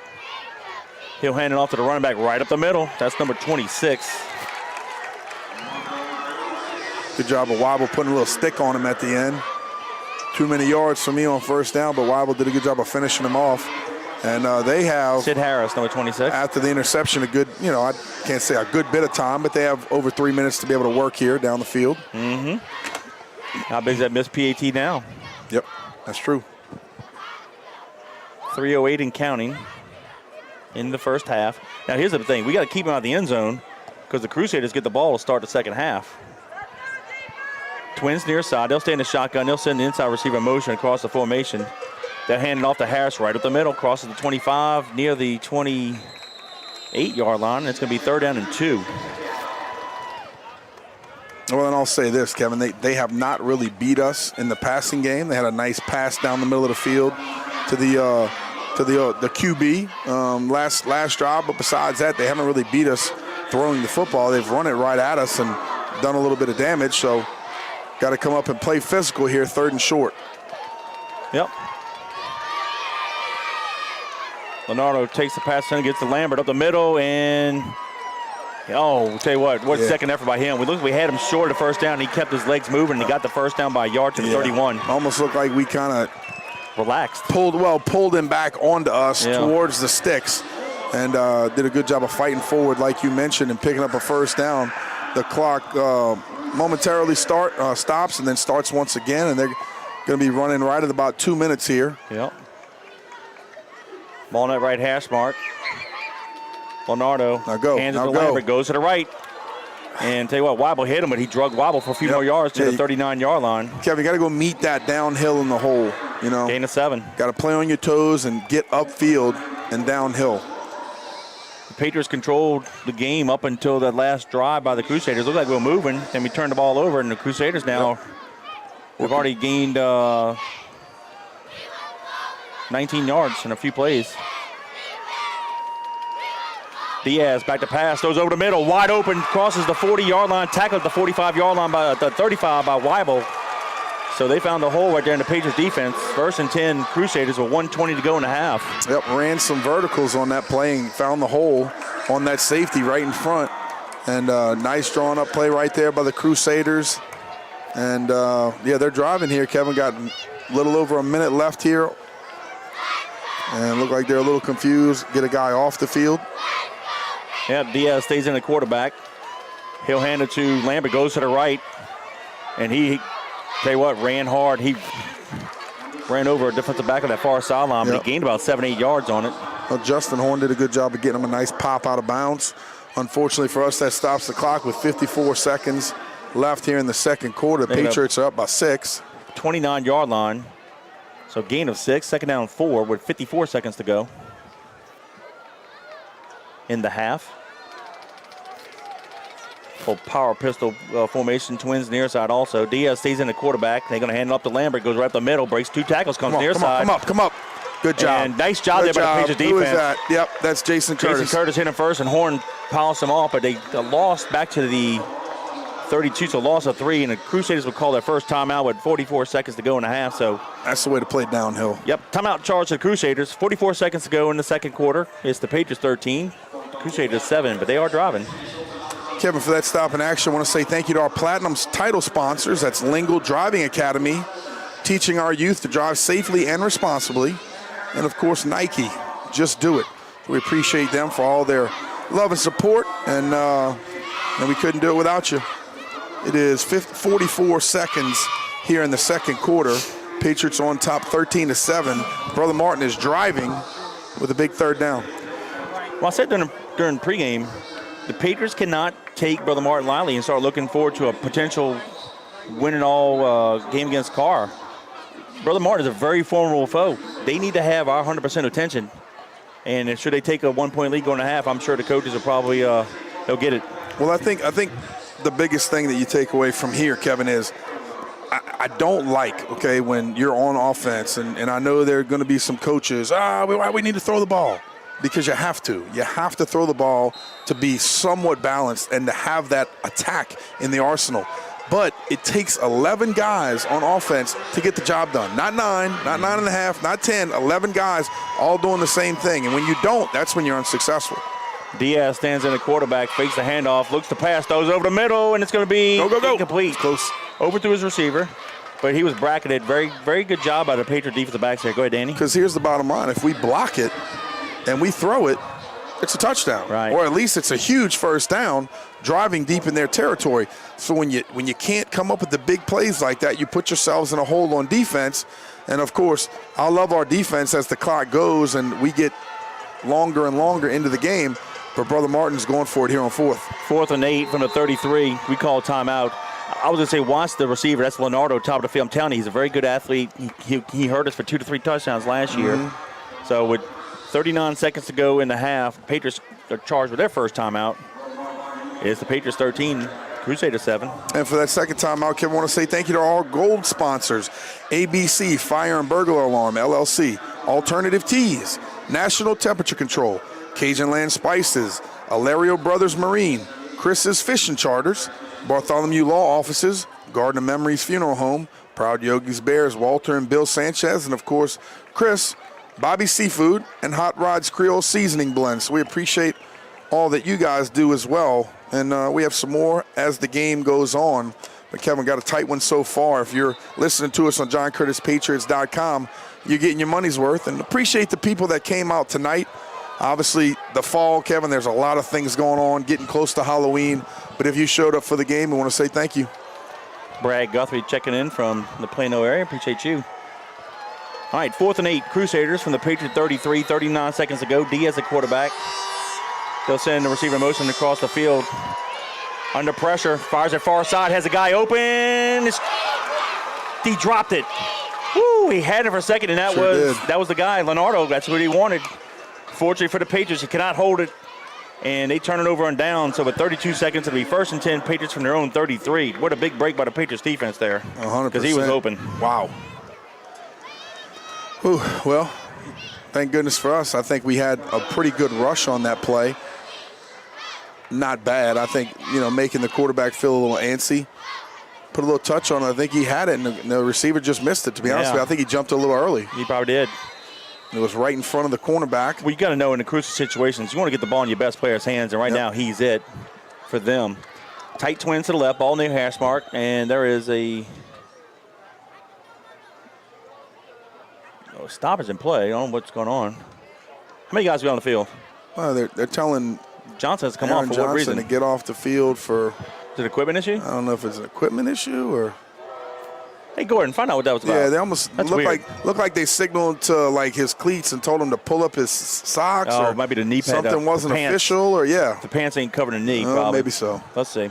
Kind of silly. 32 seconds left. You got to call that. Come on, man. Bruno rolls his left, fires a pass out route. Oh, wide open is Turner. Good spot, now get out of bounds. Nice job. At midfield. Great job. Good completion right there. Wait for Bruno to flip his hips, get the ball out with a quick release. Had some room to run and getting out of bounds. And here's what you like to talk about, walking the 2-minute offense. Yeah. We got 2 timeouts now, 26 seconds. Clock stops because he went out of bounds at the 50-yard line. So let's see if we can't put a little drive together. Well, here's the best part, Kevin. Do I think we're going to beat Brother Martin? Heck yeah. Do I think we're going to play a lot better in the second half? Heck yeah. But you get an opportunity here inside of 30 seconds to be able to work on the things that you need to work on that might pay huge dividends coming in the playoffs. Remember last year in the quarterfinals with no timeouts left when he had to fill in for Buddy Taylor, he led us on an 80-yard drive. Sure got what we thought was the tying touchdown. Of course, the PAT was blocked. He did a great job then, so let's see what we can do now. Tight twins near side, ball on the left hash mark. Bruno back to pass, looks near side. Under pressure. Now he's in trouble when he gets sacked. Can't do that. Timeout. Then we'll call our timeout. He got sacked at the 47-yard line. He's got to throw that away. Well, unfortunately, Kevin, I don't think he threw it away because as he stepped up, I think we had a guy open on the rail down the field. So I think he was trying to step up and see, hey, can I try to chunk it or give him a one-on-one ball? But obviously a little too late. Got to do a better job in protection. All right, here's a question from a teammate of mine, Gerald Mitchell. Says, hey, we don't seem like we used the screen game as much as we had in the last couple of years. What do we think? I would agree with that. However, if you remember last week, we did, and scored. It was the big touchdown, I believe, that tied the ball game at 21. Correct me if I'm wrong. Prout got that long screen. But to your point, we got to throw the ball more to set the screen up. And we haven't been throwing the ball a lot in the last couple of years either. First, let me apologize. I actually think the protection was pretty darn good on that play. We stepped up and we didn't let the ball go. A lot of times when you're reading something, you have to throw it before the break. You have to throw it before he's open. So I think Dagan maybe didn't see it or just didn't get it out on time. I thought the protection as he took 5 and stepped up, it was there to let the ball go, but he obviously saw something he didn't like, and it wasn't there. But, yeah, I agree with you, Kevin. I think if you're going to be a successful screen team, you have to be able to throw the ball. You could go back to, like, Super Bowl year when I think I remember like Pierre Thomas and man, Saints were an unbelievable screen team. Yeah. Well, that's because Drew Brees threw the ball 45 times a game, and then we were lighting people up. So I don't think you could throw the ball 2 times a game and then all of a sudden run a screen or a draw play. I'll come back to that, Gerald, and finish off. Yeah, go ahead, Danny. We'll finish that off. Double twins both sides. Fires a pass over the middle. It's going to be almost caught. Was that Prout? Yes, Prout was the intended receiver. Had it on his fingertips at the 26 and dropped it. So with 12 seconds to go, it'll be 3rd and 13. I know with Gerald, back in the day, in his senior year in 87, we did, between him and Michael Stewart, and to Danny's point, you got to throw the ball. You got to remember, Gerald, me and Billy were teaming up with Donnie Morales. We were chunking it pretty good, so that set the screen up for those guys. Well, not only that, Kevin, but, I don't think you have to throw it an enormous amount of times. No. But you have to be successful doing it, and you have to be effective. Yep, When you're running your little play-action passes, those really need to be 70 to 80% completion passes. And if you do that, the defense will soften up. They'll try to get after you with the rush a little more, and it'll set it up nicely. Double twin shotgun formation. Bruno takes the pass from center under pressure. Look here. Oh, there's a screen. It's almost intercepted. Goodness gracious. A middle screen to the running back. And the big lineman jumped up and couldn't catch it. But I guarantee it would have been a po' boy that caught it. Fourth and long with 7 seconds to go. Woo, what a big break. To you guys' point, that is an obvious passing situation. So not a bad play call right there. No. The defensive lineman just did a good job of recognizing that it was a screen, got through, stopped his feet, tried to jump straight up to the sky, almost had an interception. Looks like we're going to go for it here on fourth. Now, credit him for reading the play. Thank goodness he didn't execute. All right, here we go. Shotgun, Big Ben near side, trips near side, split top of the field. Shotgun formation. Bruno takes the pass from center, steps up in the pocket, breaks a couple tags. He's in trouble. Just go down, buddy. Nope. Rolls to his left. He Now looks like let it Archie rip. Manning back there. Let it rip. Fires it deep, and it's going to be almost intercepted at the 10, but that's it. Time has expired, and that's the first half of play. So after one half of play, the John Curtis Christian Patriots 13, the Brother Mark Crusaders 7. Whew. Exciting so far, good buddy. He looked like Archie Manning and Ole Miss and the Saints back there running around. Man, letting that thing rip. Good job. He was in trouble. That's not an easy throw. Let me tell you, trying to roll to your left and throwing it deep 50 yards down the field, that's not an easy task. Been there, done that. So good job by him, just not letting it get to a crazy play where he gets hit, the ball gets fumbled and things like that. So good job by him. For our halftime sponsor, I want to say thank you to our good buddy that just checked in with us a few minutes ago, Ryan Estes and staff at Bobby's Seafood. They're a family-owned restaurant located at 9013 Jefferson Highway in River Ridge. They were established in September 1978 and are celebrating 44 years in business. Bobby's Seafood offers daily lunch specials and fresh prepared food. Of course, don't forget about the hot, delicious po' boys and hot boiled seafood. During crawfish season, Bobby's Seafood provides on-site catering for commercial and personal boils. Call Captain Ryan Estes and staff at 504-738-2104 to place your lunch orders and to book your crawfish boils. Bobby's Seafood, 738-2104, proud sponsors of Fighting Patriot Football. Patriots got the ball to start the ball game, had a nice pitch and catch from our 26 to their 26-yard line on the first play of the game, but credit the Crusader defense for blowing up, and the Patriots did not score after holding the Crusaders and forcing a punt. The Patriots went on an 8-play drive, going 53 yards in distance, burning 2:56 off the clock. Johnson with a 7-yard touchdown run. Alfonso added a PAT with 4 minutes to go in the first quarter. The Patriots led 7-0, and that's how the quarter ended. The Patriots got back on the board with 8:33 to go in the half. Bruno on a 1-yard touchdown run. Alfonso missed a PAT, putting the score at 13-0, and that capped off an 18-play drive going 87 yards in distance, burning 5:56 off the clock. And it looked like the Patriots were in cruise control. But on the ensuing drive, Brother Martin went on a nice little drive, and Lambert took it over from 2 yards. They added a PAT, and with 5:03 to go in the half, the score was 13-7. And then after an interception, Brother Martin drove down into Patriot territory. The Patriots defense held on downs, took it over with 39 seconds to go from the own 33-yard line. Looked to have a nice play to the 50-yard line. And on first and 10, they got sacked, had to call a timeout. And in the next 3 plays, we just ended up running the clock out. Had opportunities to credit Brother Martin, which we said at the beginning of the game. Brother Martin's strength is their offense and defensive lines. And right there in that last drive, I guess the Crusader coaching staff challenged the defensive line. They got after us and held us out the end zone. That's where we are at halftime, 13-7 Patriots. Your thoughts on the first half of play? Well, a good first half of football. Obviously we don't want to give the ball up on offense, and the defense has to do a little bit better job of stopping the run game. And they obviously had a nice pass as well, and had some opportunities of late. But, I think as we've seen, the Patriots get stronger in the third and fourth quarter. I think that comes to some of our depth of some of our players. You saw it in the second quarter, running a lot of different guys in on defense, and obviously conditioning, having the will to win there in the fourth quarter. So I'm excited about the second half. I think we're going to get better and better. but I'm excited about the opportunity to put some more points on the board and to do some big things. So not quite the way we wanted it, only on top by 6 points, 13-7. But guess what? You live and you learn. You get better as the game goes. Let's go over some of the standings. Let's do the Catholic League first. The Patriots coming into tonight. Everything's coming into tonight's ball game. The Patriots and Carr are both undefeated at 4-0. Should both of us win tonight, the Patriots obviously 6-point lead, but we had a half of play. And of course, Brother Martin's a very formidable foe. So let's just say, assume the Patriots will hold on to win, and Brother Rummel loses to Carr. Carr beats Rummel. That sets up a winner-take-all district championship next week, but we both have a lot of football to be played. So both of those two schools are tied for first. St. Aug comes in at third place with 3-2 record, and Brother Martin is at 2-2. Roma also in 2-2. Jesuit is 0-4, and Holy Cross is 0-5, but those two are playing tonight. This is the 100th anniversary. 100 years ago, Jesuit and Holy Cross played for the first time. Now, it's the 103rd meeting. There have been a couple times, or 3 times, where they played twice in the same season. That's why it's the 103rd game, but the 100th anniversary of their game. And what a lot of these guys in the Catholic League don't realize, they're wrong when they say this, that it's the longest, oldest rivalry in the state. That is not true. Homer and Haynesville is the oldest rivalry in the state of Louisiana.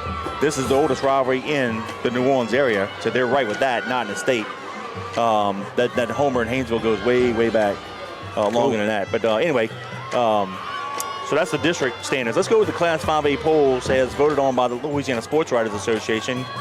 Coming in first is Destrehan. Carr is second. Catholic is ranked third. Zachary ranked fourth. Ruston ranked fifth. The Patriots stay at sixth. They did not move up because everybody above them won last week. West Monroe is at seventh. St. August fell one spot. They were seventh last week when they lost to the Patriots. They fell to eighth. Parkway's at ninth, and Southside is at 10. So that's your top 10 for the. Where are we at again? We're at 6. We stayed at 6. 6, okay. Also, for you listeners and who are interested, the state championship bracket came out. The Division I Select, which is what we're playing in, will be on December 10th at 7 o'clock. The state championships are in the Superdome on December 8th, which is Thursday, December 9th, Friday, and Saturday, December 10th.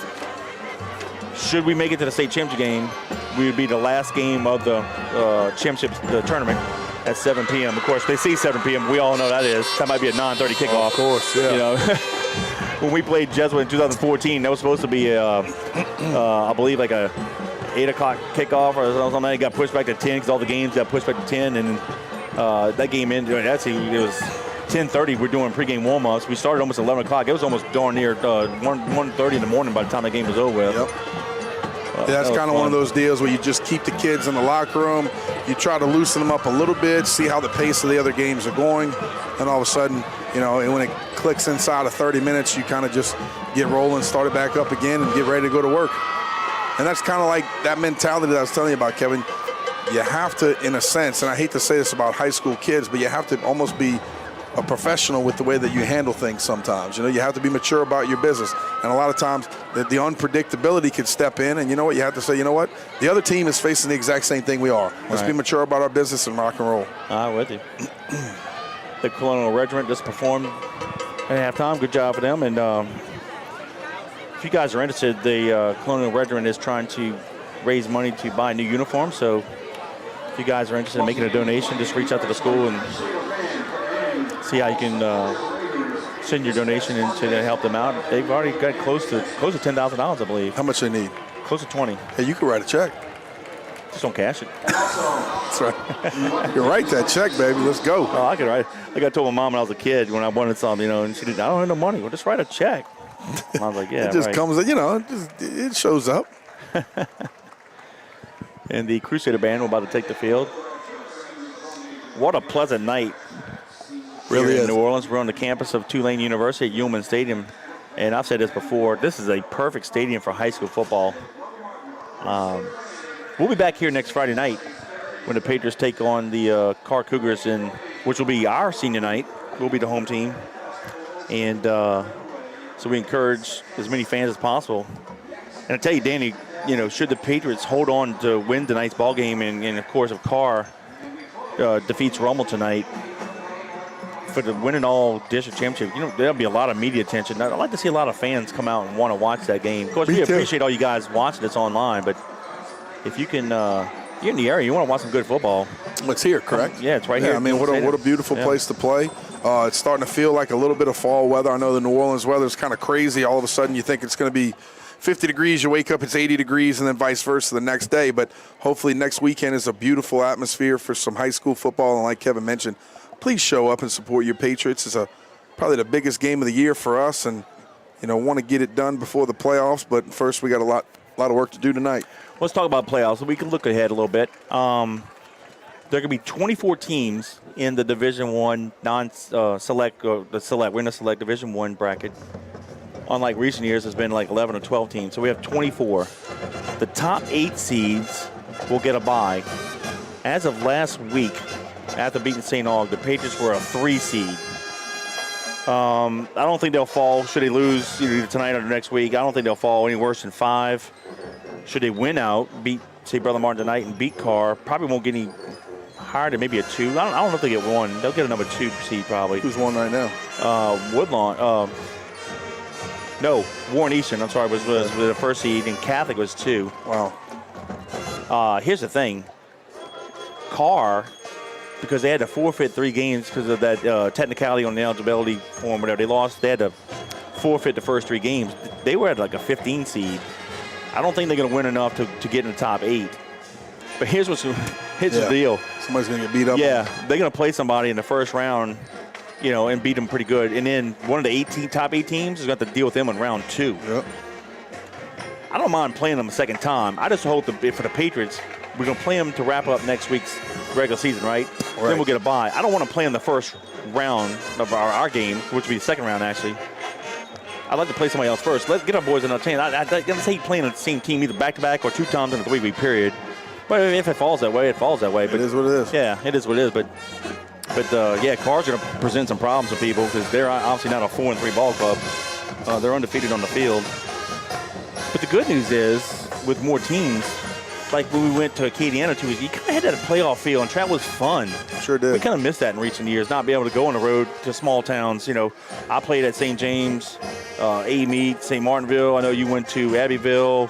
Where Assumption, yeah, some of the places y'all played at. And it's just fun when you go on the road to these small towns where the community's back to the schools and the crowds are big.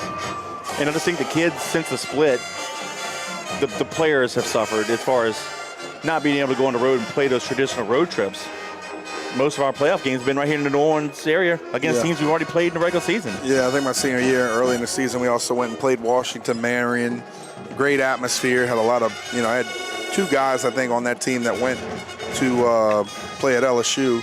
But, yeah, it's a good atmosphere. And luckily for us, we've had some great places to go this year with Oak Grove, Zachary, some beautiful stadiums. Obviously, being here in Yeoman Stadium is a nice treat, and thank God we're just not at Mus Bertolino anymore, and we're standing on top of that press box for 5.5 hours like we were that one game. But this is high school football at its finest, and like you mentioned before, and I've said it, this is an awesome place to play on a Friday night.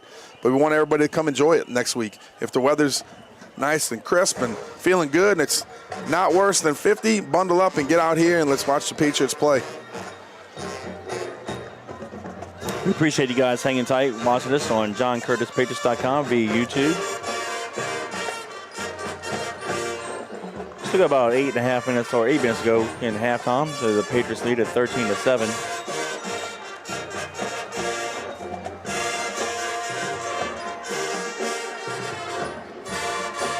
We're in our 9th game of the 10-game regular season, which is the first time we've had a 10-game regular season in a very long time.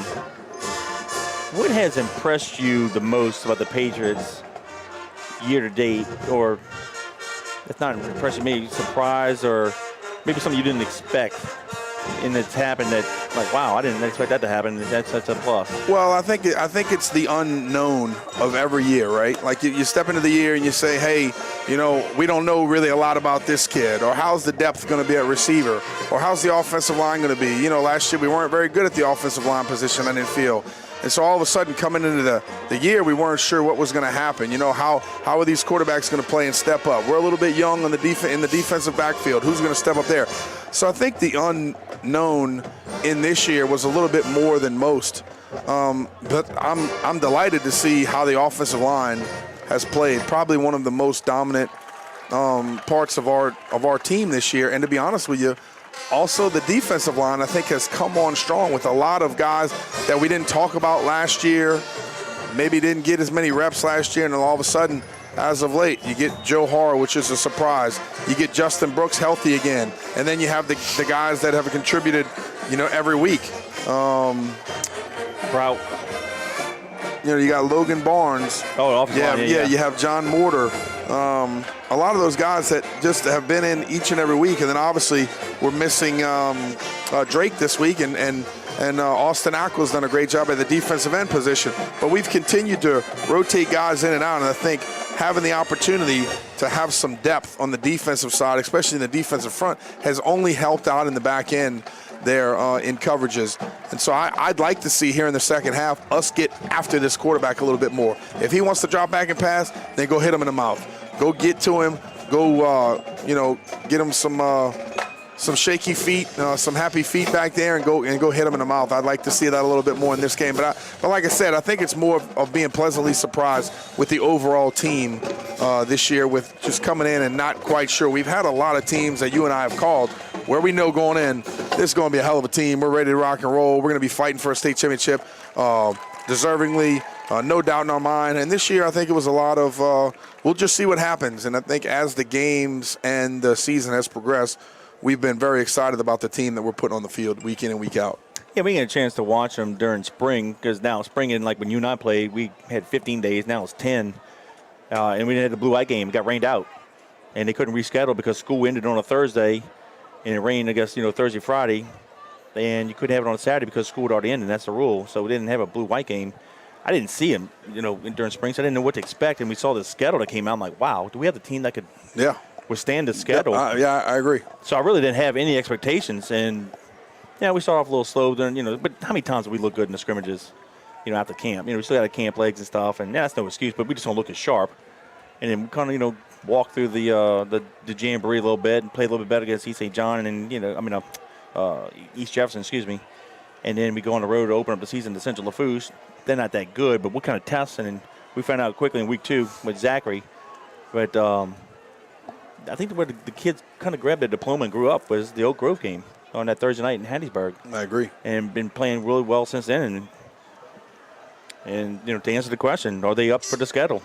The answer is yes. And they've done a great job so far. So, but still, we got one half of football to play tonight. We got one more game against Carr. And we know we're guaranteed at least one playoff game. So, we'd like to see, the Patriots make that deep run into the playoffs, and be back in the Superdome where they belong on December 10th.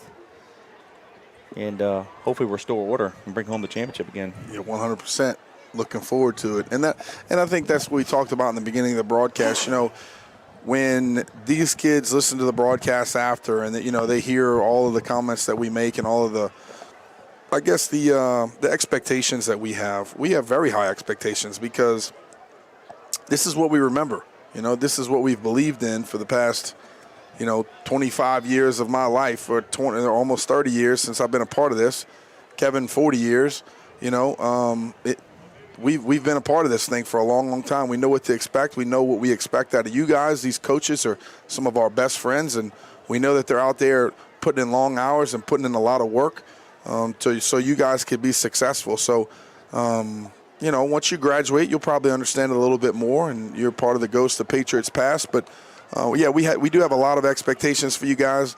When we grew up, it was state championship or bust. And that's the bottom line. And there was no, we're worried about district. We couldn't give a darn less about district play, even though we wanted to go pound everybody 50-0. And it was obviously a lot different district back then. But, we still have the same mentality now. You have to go out there and you have to fight for your brother each and every snap, each and every play. And I think as the season has progressed and as this team has grown up together, they've gotten better and better and better. But we're still looking forward to more leaders stepping up. Hey, give a shout out to Miss Nackery. I don't believe she's in attendance tonight. I know she had a little little procedure done last week, so hope she's feeling better. Yeah. Back to 100%. I think, I wasn't here. Frat rat around here, Paul Johnson, he's a Brother Mark Crusader. Give him a shout out through the booth here. Yeah, we'll talk to you soon. Hey, come after the game, right? Yeah, Paul Johnson, he actually was a defensive back on that Brother Martin team that went to the state championship game against Ouachita in '89. Of course, any Crusaders listen to the broadcast not going to want to, remember that. But Connie Ray Wilson was the receiver, and Glenn Ellis, they tore Brother Martin up big time in that game. But he was a senior in that team, so I'm going to have to catch up with him after the game.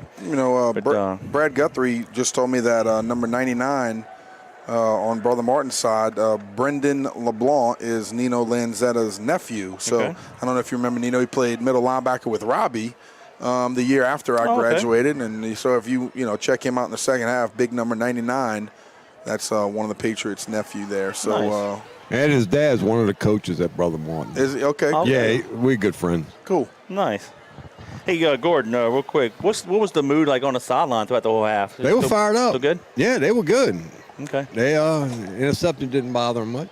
Good. And that's what, in this sport, and much like a lot of other sports, you need to have a short memory. Got to get back out there and say, you know what, offense, don't worry about it. We're going to get the ball back.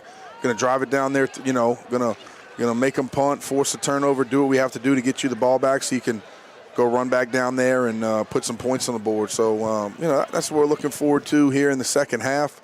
A big second half for the Patriots, I think, is forthcoming, and we're excited about it. And that was the great thing, Kevin, I think about last week.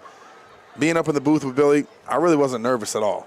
14-0, we were down. Yeah. 3 turnovers in the first quarter. I said, man, it's a 4-quarter game. You got to believe. You got to continue to fight. Feeling good. We're going to come back here and win this thing. I have no doubt about it. And that's exactly what we did. And I think the Patriots are feeling the exact same way tonight. Even though they're up by 6 points, I think we could play a lot better. Absolutely.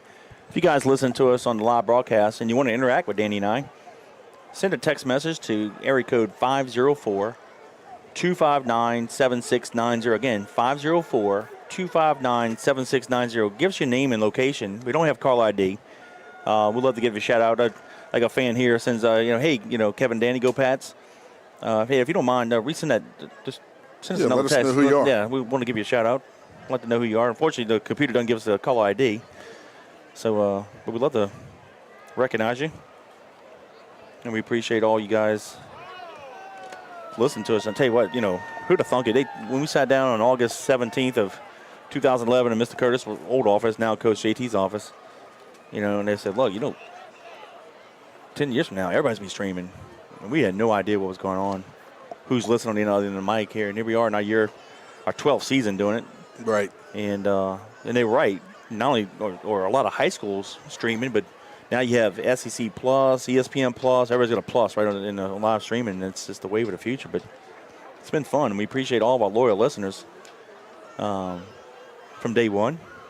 Even the new guys who've been joining us. 100%. I talked to JoJo Fagan's mom before the game. Oh, yeah. How's she doing? And she said, I talked to Kevin last week or maybe the week before, and she said spaghetti dinner. He'll be listening to you guys again tonight in Israel. Yeah. So pretty cool. I didn't know. I thought he might have been in the military. He's not. He's in oil and gas. But he does 4 weeks on, 4 weeks off. So, he's back. So Joe, if you are listening, I think it's like 1 or 2 o'clock in the morning there. Because if England, if you're in London, just 6 hours ahead of us, I want to say he's 8 hours ahead. I think it's 2 more hours ahead of England. Oh, well, shoot. So you figure that out. Way earlier than that. So, yeah, he's 4 o'clock in the morning over there. Hey, how about this? Todd Dubio, fellow Patriot, he's on a cruise ship coming from Hawaii. Man, I saw those pictures last week. But he said his Wi-Fi is horrible trying to watch the game. He said last he saw was 13-7, 5 minutes ago and a half. Well, Todd, if you're listening, it's 5, same score. Yeah, saw some of his pictures last week or this week, and beautiful over there. Hey, let's go get it now. Play physical, play fast. Let's go. And here come the Patriots. Kevin, now if you noticed, after halftime with about, 6 minutes left, Brother Martin started warming up in the end zone, doing their little squats, some knee raises, some butt kicks, and some stretches Patriots come out here at halftime, they just run through, and they're ready to rock and roll. So, I don't know which way is right, which way is wrong. Well, but just they two different philosophies. Too, but two different philosophies just coming out into the game. I've always never liked really stretching for a football game. I like dynamic stretching, moving really quickly because I don't want to expand, lengthen those muscles out too much, almost like when you're in track. But after you get warmed up for the game, now I have seen a lot of times where teams go in and it's cold outside and they go in at half and they bump that heat up. Yeah. It's like 80 degrees in the deal. And you come out here and you instantly get cold again and you're like shivering on the sidelines and all of a sudden you feel like you need to warm back up. But, Brother Martin was over there for a good 5-6 minutes warming it up and getting ready to go here in the second half. And we are about 30 seconds away from bringing you this opening kickoff of the second half. Hey, give a shout to the very first great Patriot quarterback, Rick Trusty. Played on that 73 team, and he's checking in. Good to hear from you, Rick. Yeah. He says, get number 3 the ball in space. Boy, Prout in space. I mean, he's such a dangerous. That's so true. I'm glad you brought that up. Hey, also, let's give a shout-out to Logan Barnes' family, Miguel, Makisha, Landon, and Zoe. They're watching the game from Jackson, Mississippi. Appreciate you guys. Cool.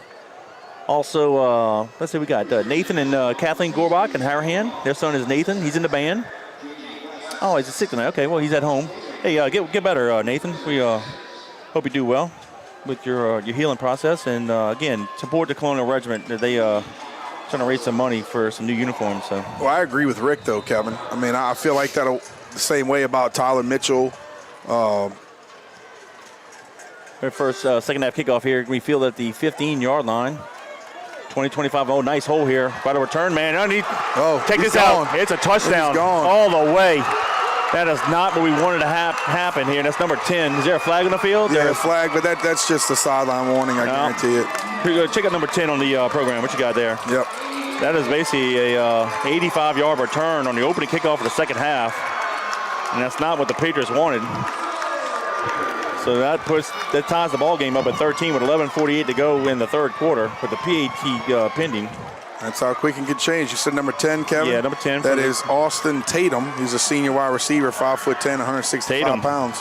So Tatum goes 85 yards on the kickoff return, and they're one PAT away from taking a lead. And I was talking about getting some guys the ball in space. I was talking about Tyler Mitchell, Mike Turner, and obviously Prout. Got to be able to get their hands on the ball here in the second half, make something happen. And as we say, get the ball in some space. They did a great job of blocking on that kickoff return and took it for 6. Precious points right here, Kevin. Yeah, snap, place, kick is up, and it is good. So with 11:48 to go in the third, it's now the Crusaders 14, Patriots 13. And I had a Patriot here just text me, said, no doubt the tradition is high. Commitment to excellence. As a player, we were always proud to be a Patriot, never wanted to let our brothers down, and always make the Patriot alum proud. State championship or bust. That's right. Well, in recent weeks, we've had our troubles in recent years on kickoff coverage, but in recent weeks, the Patriots have done a good job until that one right there. Somebody said they might have the right idea with stretching after halftime. There you go. What you don't know here, behind the north wall, the stands, in between the two-lane baseball field here. Got plenty of room. There's a practice field. Yeah. So who knows? We could have been doing some stretching and running back there. We just didn't see them. No, I'm sure we were. Yeah. I'm sure we were. They were. Yeah. Well, it didn't work. That's okay. Hey, look. 1 point difference here with 11:48. Plenty of football will be played, and let's run it back. Now Brother Martin kicking off left to right. Little sky kick near side. Smith going to field at the 28. 30-35. And they're going to not bring him down. He's going to give up some yards. Has a little room on the far side.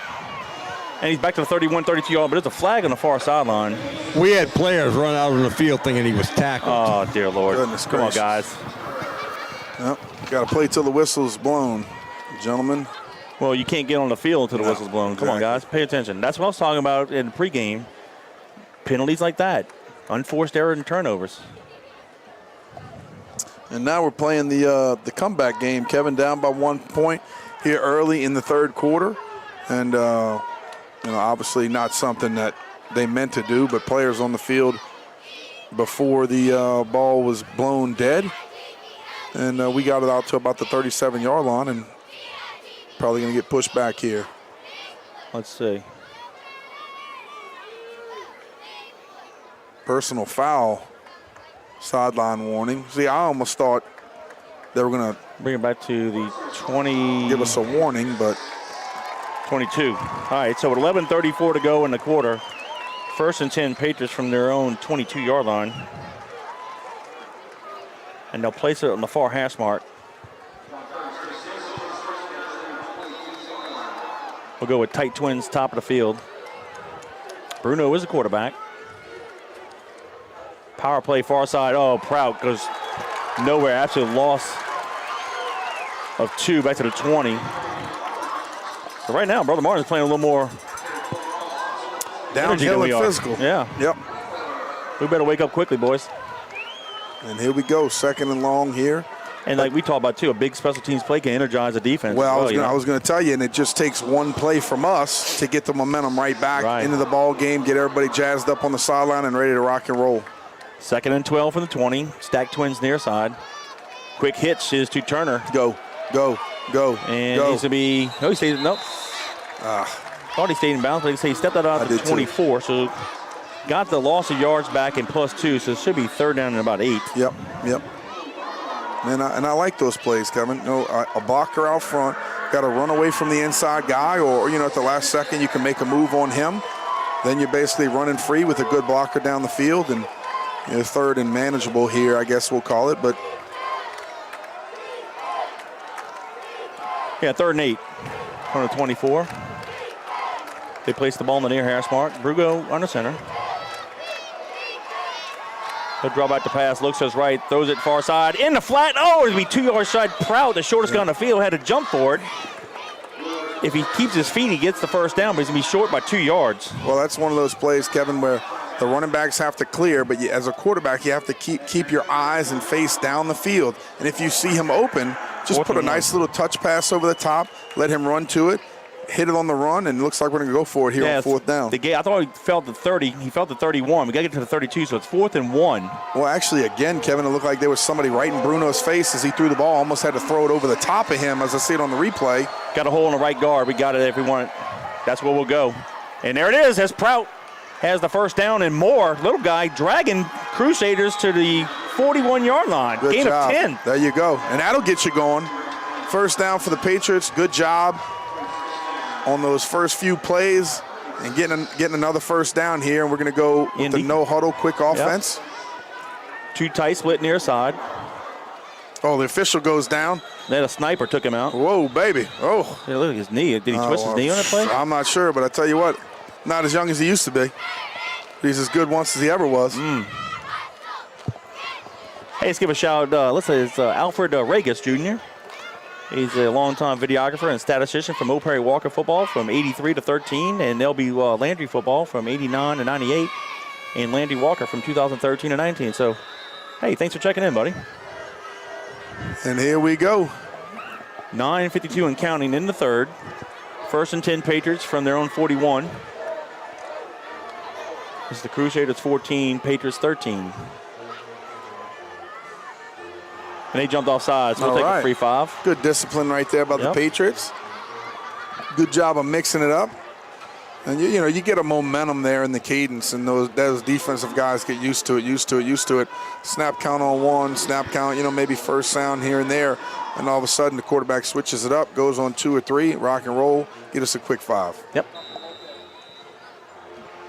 1st and 5 now from the 46. 2 tight split near side. We'll go to top of the field. Bruno keeps it. Pitches it late. Smith has it down the far sideline. And they're going to run him out of bounds. Nice job. They said he stepped out at the 47-yard line. Good job by Dagan believing in it. It looked like he actually had a really good duck step and then kicked it out at the last second. Gave his running back an opportunity to get up the field with some speed, and he did that. 48-yard line is what they mark it officially. 9:24 to go in the 3rd. Let's see if these big road graders up front, Yogi's Bears, can take care of business here. Same formation, 2 tight split near side. Hands it to Johnson over to center. Ooh. And he's going to get 2 yards to the 46. Johnson's got to get his pad level down a little bit, Kevin. All right, he snuck through there, a little slide step, and all of a sudden just stood real high and took that one right in the chest.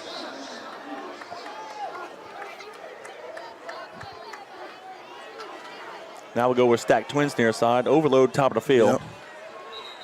And there's a flag in the play. Count the jerseys.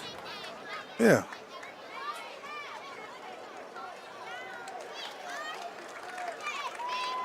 Not enough guys on the line of scrimmage, or what was it? So move it back to the Patriot 49-yard line. So now it's going to be second down.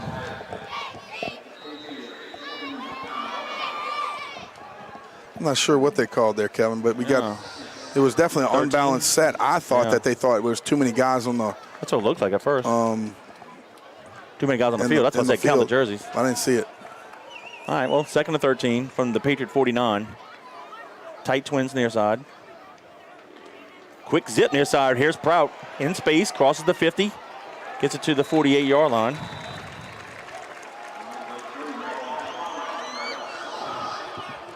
Sounds to be third and 10. 8:20 to go in the third. And we have another. What are these guys throwing flags for? Another sideline warning?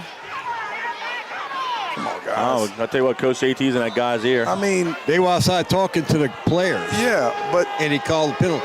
goodness gracious. I mean, you're not even in the huddle yet. The coaches and those players were definitely 1 yard on the field, you know, but come on, man. Another warning. All right, there we go. Third and 10. Ball near Harrismark. We go Twins top of the field. Bruno fires it far side. Has it to Get Turner. upfield. Get upfield. Turner's going to have the first down and a few extra yards. Tyler Mitchell. Mitchell. Number 6. Nice play call. I like that Great one. job there. A little short scissors right there with the stop on the outside and crossing them up, getting somebody in the flat, taking it early and allowing him some space to run. He's a very capable receiver. Had a big catch with being held and interfered with against St. Augustine. Made the catch anyway last week. That was one of the best catches we've seen in a long time. Got it to the 34-yard line. First and 10, Patriots. 7:41 to go in the third. With the ball on the right hash mark, we go stack twins near side. Gabriel takes the handoff off the right guard, crosses the 30 to the 29-yard line. Big boys up front doing a good job so far on this drive. Gain of 5. Getting a nice little push. Those running backs are hitting the holes with some authority. And we're getting some nice yardage here, picking up first downs and continue to move these chains. They moved it to the 28-yard line. Got an extra yard. We'll take it. Second down and 4. Same formation. Stacked twins near side. Ball on the right hash mark. We'll go to the right. Bruno keeps it. Pitches it late to Smith. Has the far sideline, and he gets hit hard out of bounds. And late hit. I'm sorry, late flag, excuse me. Yep. Was he out of bounds when he got hit? Gordon, did you see it? Yeah, it happened right in front of me. He was out of bounds. So he's out of bounds when he got He was hit. way Okay, out of bounds. okay. All right, half the distance to the goal there. Let's see if they call it. They're talking about it right Well, now. they threw the flag. Yep. Okay, Danny and I are on the front of Martin's Not sideline. usually something you overturn if the Right. guy right on top of the call calls it, so I'm not sure what they're talking about. I have no idea what they're talking about. I'm about to go in the huddle. Go get him, big guy. You know, it's funny, earlier in the game, the official down here on the Brother Martin sideline, their team was on the field, and Jason Curtis was standing right by their team on the field, Yeah. and the official told him to get away. Yeah, I saw that. Which, he's on his defensive side. You can't tell him to get inside the numbers. I don't understand what he tried to tell him, but anyway. So it is. They did mark it off, and they go put it at the 10-yard line, so it'll be first and goal Patriots from the 10. They called it hit to the head. Hit to the head. That's what whatever his Interesting. fist to the head was. But he was already out of bounds. He was out of bounds. Yeah, Yeah. that's okay. All right, so with 7:01 to go in the third, it's now first and 10, or first and goal Patriots from the 10. They trail the Crusaders by 1. It's 14-13. Power play far side. Prout takes the handoff, gets it to the 5-yard line, fights it. He's to the Nice job. 2, looks like. So it'll be second and goal. Good run by him. Good job of reading it, Kevin. I think that guy came down hard inside. We couldn't kick him out on the power play. He ran around it And then, again, nice stomp, getting up the field, making another guy miss, getting inside, some good positive yardage. Now they mark it back to the 3. We'll still take it. So second and goal from the 3. And they'll place Actually, we can get a first down. Oh, we can? Okay. Yes, we can at the half-yard line. Okay, thank you. 2 tight ends, split near side. There's a hole over the right guard if we go that route. Looks like Bruno's checking off. We'll go that way. And looks like it's a touchdown. Yes! Yes, sir. Good job. Prout from 3 yards in, kicks it in, puts the Patriots back up. 19-14 with 6:11 to go in the third.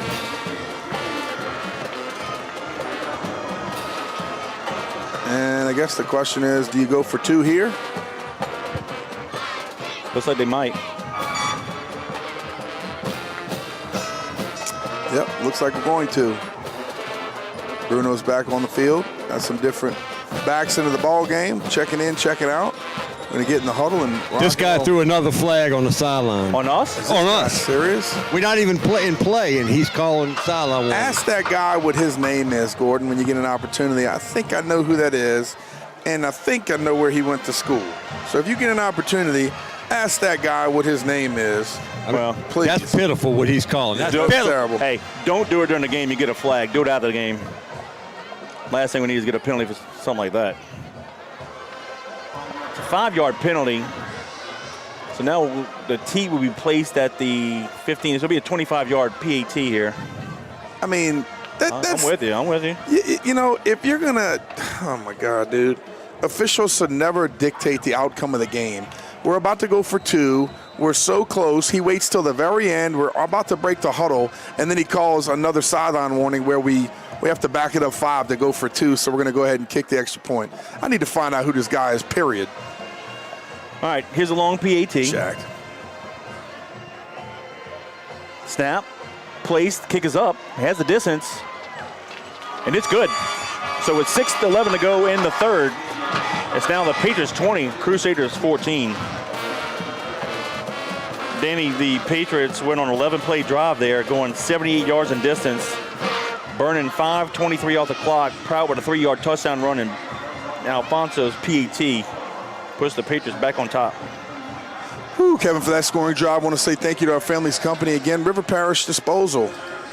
We've been picking up your commercial garbage in the greater New Orleans area for about 40 years now. So if you have any questions or concerns, you want to sign up for some commercial garbage at your local business, give me a call. Danny Wimpron at the office, 504-738-7700. Like we've always said, our business stinks, but it's picking up. One of the Patriots gingerly, it looks like Jason Dudenhofer comes off the field, and he's the deep snapper, so can't have that. Nope. Here's what I'll say. Don't put it in the officials' hands. If we need to, they've already established that they're going to throw sideline warnings. Look, everybody on the sideline, back your butt up. Yep. Be a yard past the white. Don't say anything. Don't just play football. Don't put it in their hands. Now, more importantly, Danny, we got a tackle on kickoff here. Right. Didn't do such a good job as Tatum took it 85 yards to the house on the opening kickoff of the second half.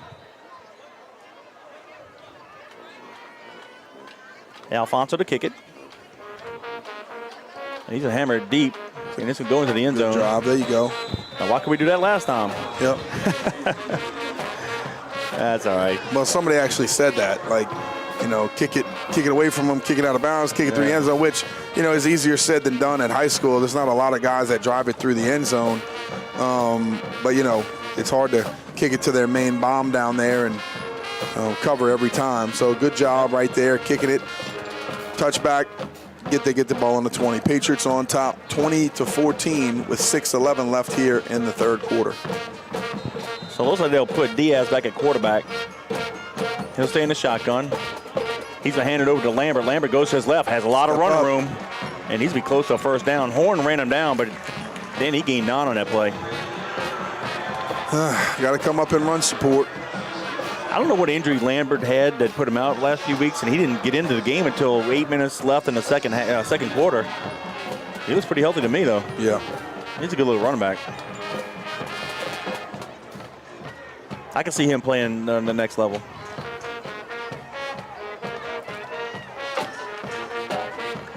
2nd and 1. They're going to give it to Lambert up the middle and has a first down or more, dragging Patriots to the 39-yard line.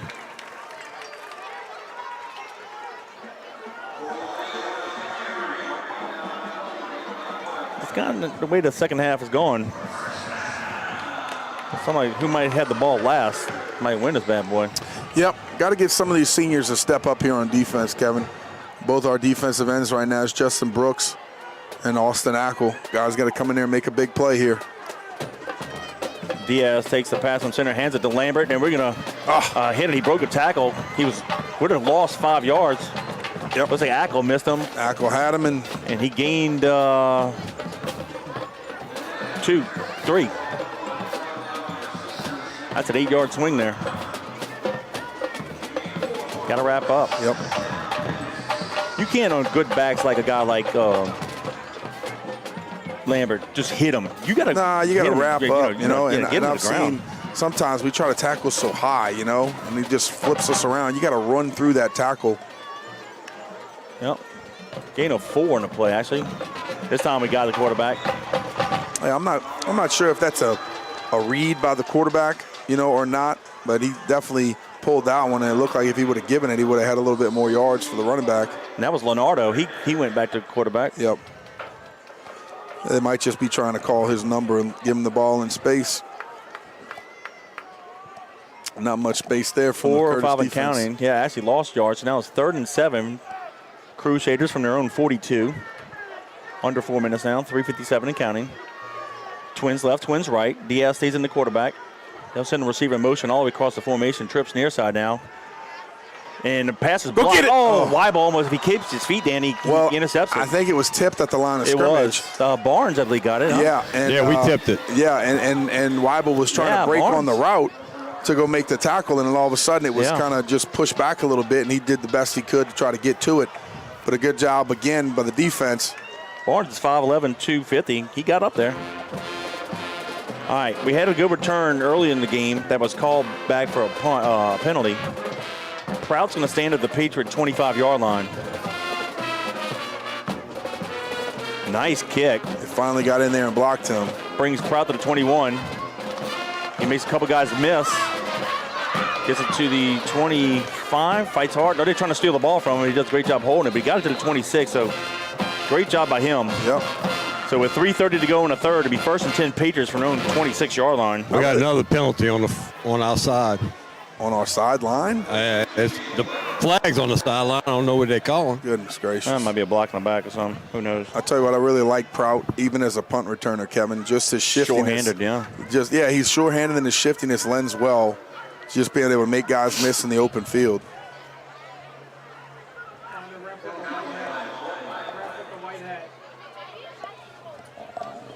Let's see what the call is. Holding. Yeah, that's what I figured, to block it back a holding. It's usually. Well, I'll tell you what, we held. We did a poor job because Prout was by himself, facing the portrait of the punt team there. That's going to move it back to the 13-yard line. That's all right. We've gone 87 yards before. Yep. Brother Martin has a guy down in the secondary. Oh, yeah. Injury timeout. So we'll pause as well. So injury timeout. 3:30 to go in the third. It's the Patriots 20, Crusaders 14. For this stop in action, Kevin, I want to give a shout out to some more of our sponsors. Let's talk about the blue, white, and red sponsors. That's Matt Bauer Chevrolet of Metairie, Friday Night Football, WGNO, ABC, Bow 4. The white sponsors, Bernhard Mechanical Resource Contractors, Immaculate Renovation and Repair, LLC. The red sponsors, that's Diesel Works, Cross Construction, Professional Security Training, River Edge Dental Care, Jimmy Burns, Advantaclean of Metairie, of Metro New Orleans, Southern Tire Services, and of course the game day sponsor, South of I-10 Restoration. Thank you for your support of Fighting Patriot Athletics. All right, here we go. Ball on that right hash mark. Top of the field. Stack Twins top of the field. We hand it off to Kaheem Smith on a power play, and he might have lost a yard. 2nd and 11. Yeah, Brother Martin's defensive line and linebackers are scraping hard. They're running inside out well. They're playing physical up front. I mean, they're nowhere close to the size of the guys that we saw last week for St. Elk, but they're playing very physical. Again, not to sound like broke record, but that's the strength of the team is their front guys. Yep. Look, the last 2 weeks they were in a dogfight with Holy Cross, 7-3, and last week 3-0 against Rummel. Yeah. So their defense is pretty salty. Stack Twins near side. Quick hits near side. Here's Turner, puts a nice move on the defensive back. That's a face mask, and he called it. And this guy right closest to the ball didn't call it. Yeah. Goodness gracious. Come on, guys. At least the back judge saw it. Yep. So we'll get the first down on penalty. I like the move that Turner put on the defensive back. Yep, sure did. But he's very capable of doing that on every play, Kevin. He is. That's like what they said earlier. I like Mitchell in space, Turner in space, Prout in space. Got to give them the opportunities. We've done a little bit of that this game. And now you got some breathing room here after the face mask. That penalty's going to move it to the 32-yard line.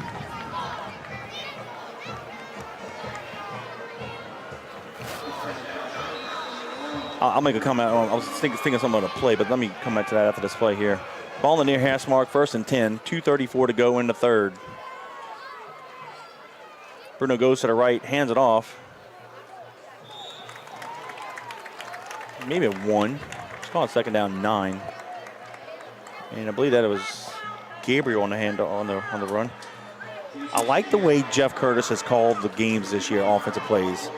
We've gotten guys in space. We spread guys out. We have tight formations and run nice pass and running plays out. I just think he's done a great job not doing that old traditional veer like we had, just because a lot of guys are stacking the box on. No, I agree. And with different formations and different sets, it allows you to spread the ball out a little more and do some different things, and I agree with you.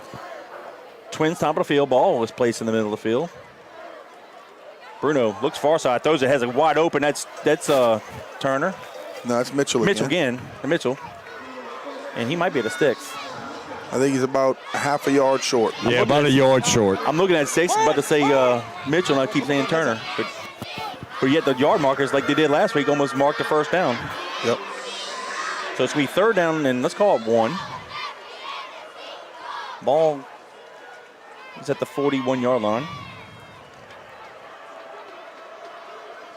And we go with 2 tights, split near side here. Ball top of the field.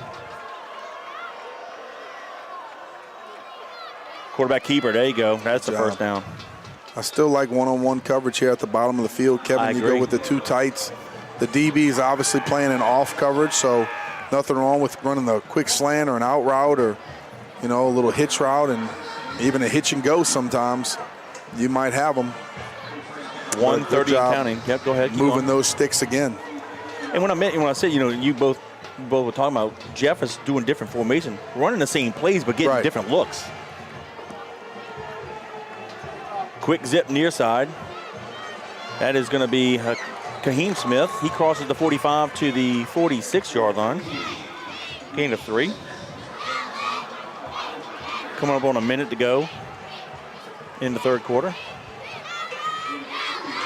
I like how we're alternating like 2 guys on, 2 guys off, 4 guys on, 4 guys off. We're getting a lot of guys in the offensive huddle. Yeah, even big Orion's running off the field right now. Gain of 3, 2nd and 7. They place the ball in the near hash mark. We'll send 2 receivers top of the field.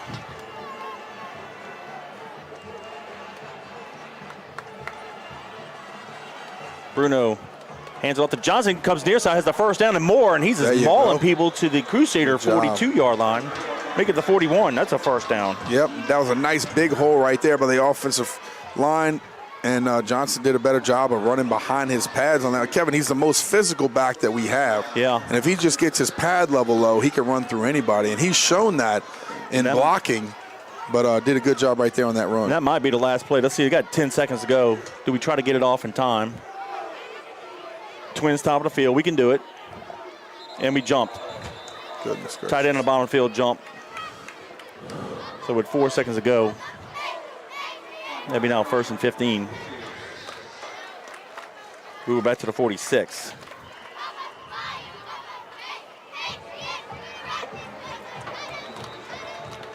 And they start the clock, and that's going to be it. So after 3 quarters of play, It's the John Curtis Christian Patriots 20, the Brother Martin Crusaders 14.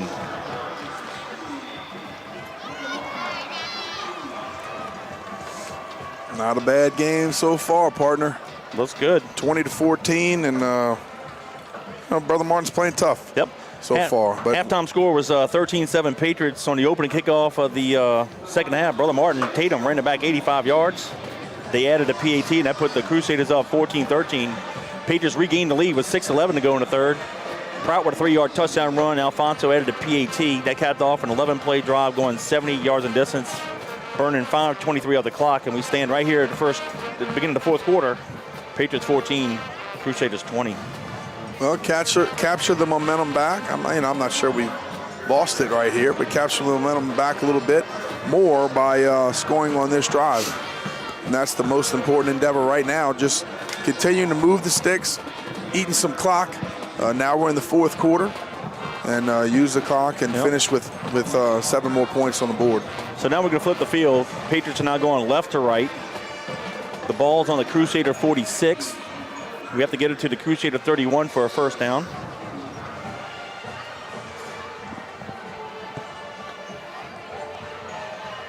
What would you like to see play calling here on first and 15? Where are we at? First and 50? Yeah, from their 46. Let's see here. Still running, or you try to do like a little quick out? No, hitch? I'm still running. Okay. I'm still running. I'm probably going with like an outside option to the bottom of the field here. All right, let's see. Prout and Gabriel, the halfbacks, ball on that hash mark top of the field. We do the counter. Prout gets it far side. There it is. Has the first down and more. Needed 15, and he got it 19. Yep, nice call. Nice job. As they aligned, I thought to myself, no, it actually looked like we have something to the top of the field. We got an extra guy over there on the counter. A great job picking it up, and Prout looked like, again, he was shot out of a gun. Oh, and, well, I was about to say, look how super quick. Yeah, cat quick. Got it to the 26-yard line. Actually, it's a gain of 20. Nice job there by Prout.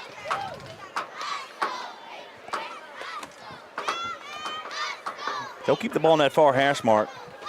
We'll go 2 tight ends. We'll have a split near side. Still have one-on-one down here. Safety playing a little bit over the top in the middle of the field. We'll come near side. Bruno keeps it. Yep. It's a foot race, and he's going to be tackled near the 10. Seeing the safety, like I said, got to the middle of the field, moored over the tight end down here closer to the receiver, and he scraped so wide in run support, Dagan was able to duck up inside and beat everybody. Yep. They place it on the 10, so now no first down here. It'll be first and goal from the 10 with 11 minutes to go in the ball game. Great read there by Bruno. Don't be surprised, Kevin, if, well, you go down here to the bottom of the field, one-on-one coverage, and you throw a fade to the big guy. Now I'm going to throw it to Prout. Oh, wide open, and we threw it too high for him. He might have scored in that. Second and 10. Got to stick it in his chest.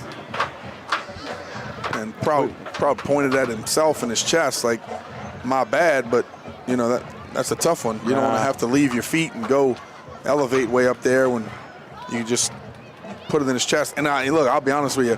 A lot of times as a quarterback, as soon as you get the snap, when you got to take one half step and throw it out there, sometimes that's a tough one. Yeah, sometimes you don't get the laces. Yeah. And I'll be honest with you, I don't know what they've done to these balls lately, but they seem fat as heck. Really? Like a Canadian football. I don't know. These Baden balls or whatever they are, they seem just. Tight end moved, and they didn't call it. Thank goodness. There you go, Johnson. Keep and going. Johnson. Johnson got it to the 7-yard line. It'll be third and goal from the 7 now. Denny, that's the 11th play of this drive. Now, here's the key. If we don't score here, do you kick the field goal or you try to go ahead and punch it in? It depends on how close you get, I think. All right. But I think we're about to score. Do you do the reverse that we did at Acadiana? No. Okay. Ball's in the middle of the field. Tyler Mitchell up top. Mike Turner down here. Quick motion. We're going to roll near side. Bruno's in trouble. Breaks a tackle. And he just throws away. Good job by him. Yep, good job. Yep. Good job. You don't have it. Hey, credit the Crusader defense. They had everybody covered. Yeah, we ran motion. The field goal team. team. They did a good job of bumping out, getting to it, not getting out leveraged on the motion, and then they had our receiver covering, and even up top with Tyler Mitchell. So a missed opportunity on the first down really kind of hurt us there. This will be a 25-yard field goal attempt. Ball's in the middle of the field. So basically it's the same as the extra point we kicked minutes ago on the other side. Yep, but we got to get these points, Kevin. These are precious points. Put us up more than a touchdown here in the fourth quarter. Has to place at the 14, so it'll be a 24-yard field goal. Snap is high, place, kick is up, and it is good. So with 9:50 to go in the ball game, Alfonso adds 3 more. It's now Patriots 23, Crusaders 14. Good job right there, getting it done by number 18. That's Jaden Alfonso, excuse me.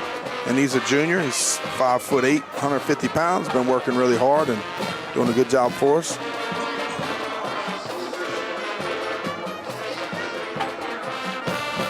.950 left here in the ball game. Patriots on top 23-14. You're listening to us live on JohnCurtisPatriots.com. And Crusaders are about to get the ball back here on this kickoff return.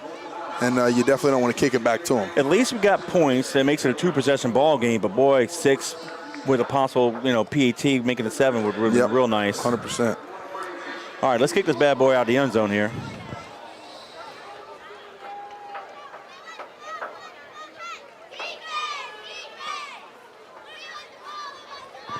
Looks like West will be the near side halfback. Tatum would be the far side halfback for the Crusaders.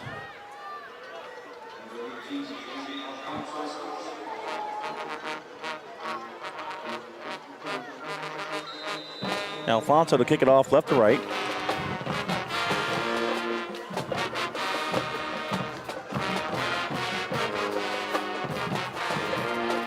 He's going to hammer it near side. West is going to let it bounce and pick it up at the 3. He's at a 5-10. Breaks a couple tackles, and he's to the 21-yard line. So decent return. Yeah, this is a good return, actually, after you let it bounce. Yeah. I think he was hoping it would go in the end zone. Yeah, go in the end zone or bounce out of bounds. He did a good job right there. So with 9:42 to go in the ball game, the Crusaders will take it over. 1st and 10 at their own 21. Diaz will be the quarterback.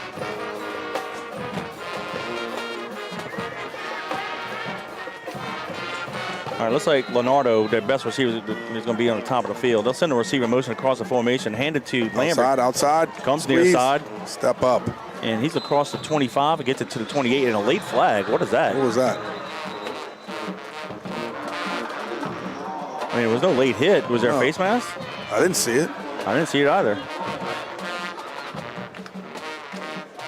I mean, it's a nice run by Lambert. He got it to the 28-yard line. They all fell down on the ground, and next thing you know, the flag. It's probably going to be on us. Unsportsmanlike on us. What? I don't know. I don't get it. I didn't see anything. Me either. I just watched the replay. I didn't see anything. Man, I don't know. Maybe he went to Brother Martin. Well, not sure. The penalties are moving down to the 42-yard line, so it's 1st and 10 Crusaders with 9:35 to go in the ball game. Well, I don't know. I mean, it didn't look like anybody said anything. No. I didn't have time to say anything. They just made the tackle. Yeah. They'll send the receiver motion across the formation. Fake the handoff. Yes! Oh, there's yes! a hit. Yes! Is that a fumble? Yes, it is. It's Go! a fumble. Go! And they're going to. Nice. Weibel smokes the guy. Good job by Horn on the Bullets call. He smoked Diaz. The ball fumbled. I don't know who that was for Brother Martin, but I tell you what, heads up play by that Brother Martin receiver, realizing that there was a fumble. And he picked it up, and Weibel smoked him on the far sideline. Love it. Let's see the replay in the booth here. Delayed blitz. I mean, No, that wasn't Weibel. No, that was Horn that hit him. That was Horn. Weibel makes the play on top of the field. Yeah. Fantastic. That was awesome. Wow. Ooh, big play. Now, what are these guys talking about? He didn't throw the ball. No, he did not. His arm was not in motion. But that just shows you how hard Horn hit him for the ball to be fumbled that far up the field. The ball was a lateral, and even if it wasn't, it was a fumble after he hit him, Heads up at number, I think it's 28 for Brother Martin. By realizing that it was a fumble. They have to get it to the Patriot 48-yard line. The ball is on the 26. They'll stay in the shotgun. Diaz rolls near side under pressure. Here's a screen. Oh, they set it up perfectly. Lambert. He got some space. He's got it back. He's going to have a first down. Oh, look at that. They needed to do a second and a mile. And there's your screenplay. They set it up beautifully. Credit them for executing that play. So with 8:24, it's now 1st and 10. Crusaders are in the Patriot 44-yard line. Now I'll tip your hat to them. Yep. Perfectly executed. They'll keep the ball on that north side of the field. Clock is running. 8:10 to go in the ball game.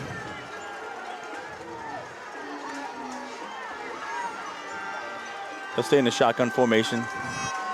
Diaz hands it off to Lambert. Got nobody. Has some room near side.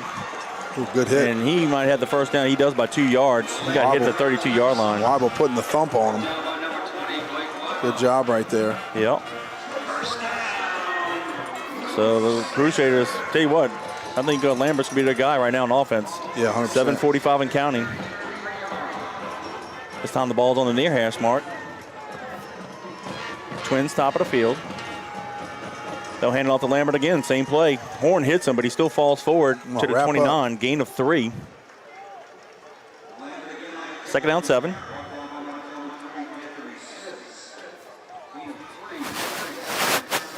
$7:20 to go in the ball game.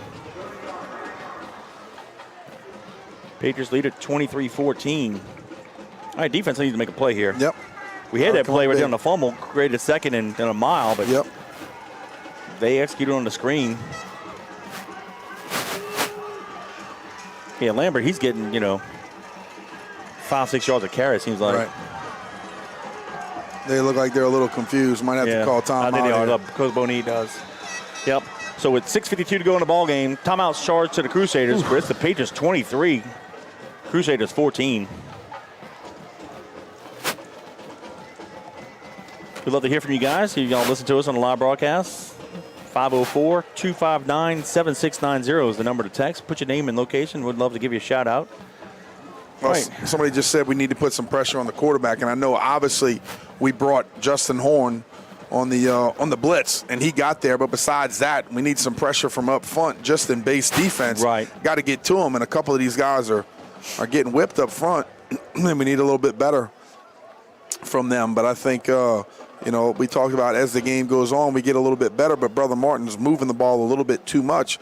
Lambert has run it down our throat in this past drive, just kind of right at us, and obviously it was a great play call after we just got pressure on the screen play, and they got some positive yardage and a big first down, but we gotta be able to rock and roll here on defense.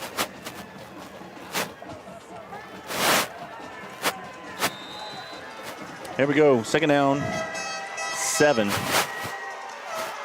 Diaz fakes the handoff, pump fakes, has a guy down the far sideline, and great coverage there by Callio. They're trying to get it to their guy, Leonardo. Get a good job of Callio just pushing him to the sideline, staying over the top, not letting him get over the top and make that play. How about this? The band officers just presented Miss Debbie Usler with a card thanking her and Steve Curtis for the lower school's $5,000 donation to the band's fundraiser. I'm going to read that in a second. Oh, cool. 3rd and long. Diaz rolls his right, fires it, has a guy in the flat. It's caught, and it's maybe a yard shot of the first down. Let's see, it'll be 4th and about 1. Good job of Weibel getting down low and tackling big 44, the fullback. Here we go. John Curtis Colonial Regiment band members and parents want to extend a huge thank you to Miss Debbie Usler and Coach Steve Curtis for their generous support of the band with a huge donation to the band's uniform fundraising efforts. I'll continue that in a second. 4th down and 3, actually. Twins near side. We're trying to call timeout. There's a coach going nuts over there, and then it took the official another 2 seconds before he called the timeout.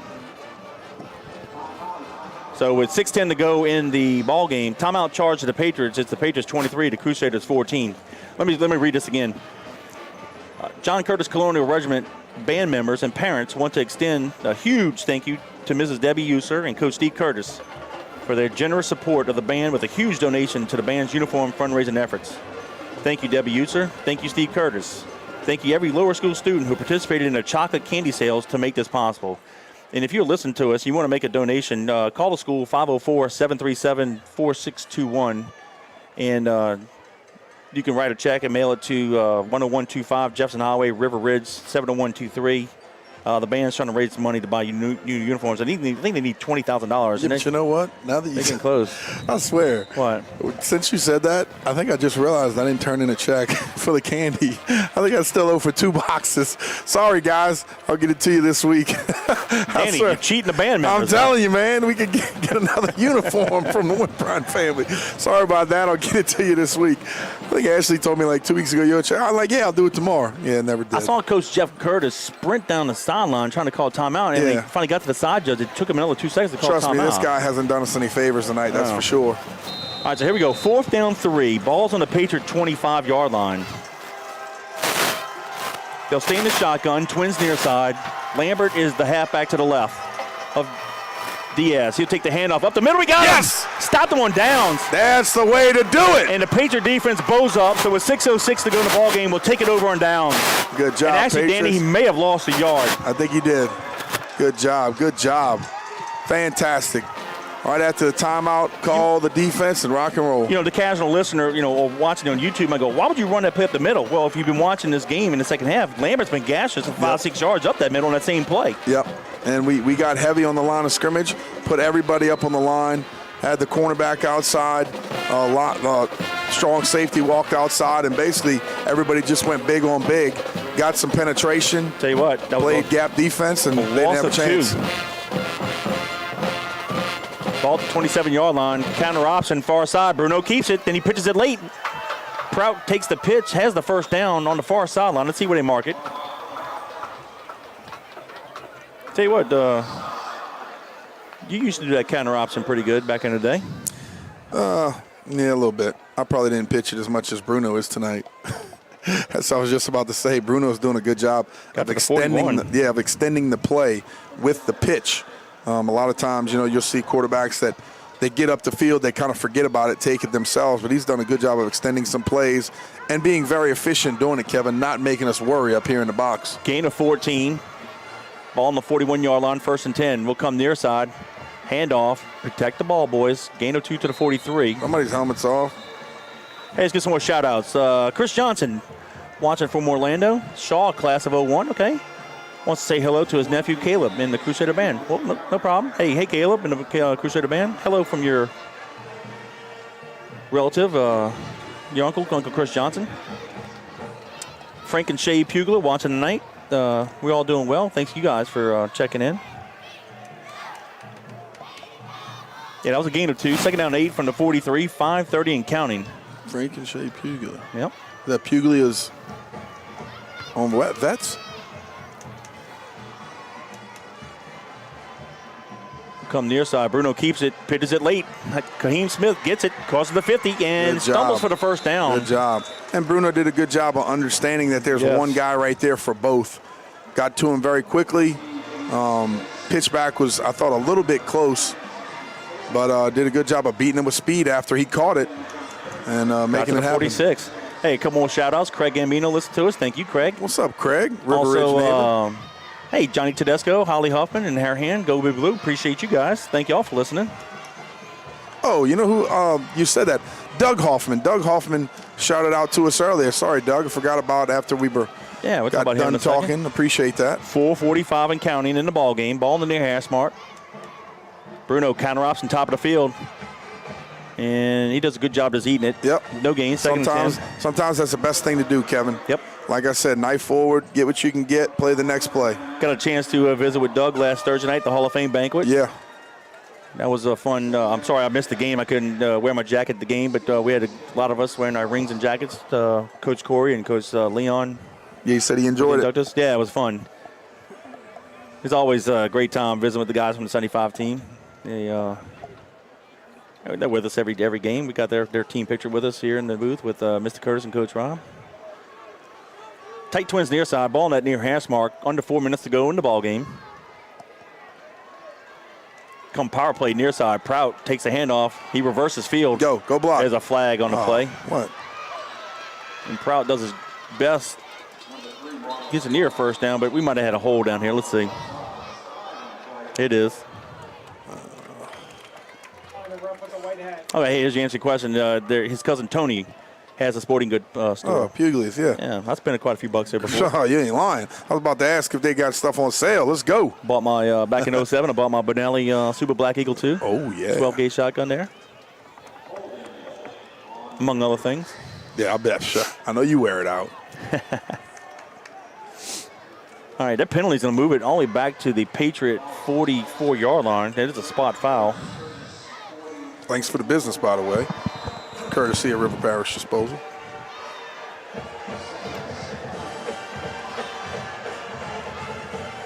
Oh, you know, I thought I recognized the name. They were Francesca's parents, all district volleyball player. Yeah, thanks for checking it out. I appreciate you guys. I thought that's who might have been.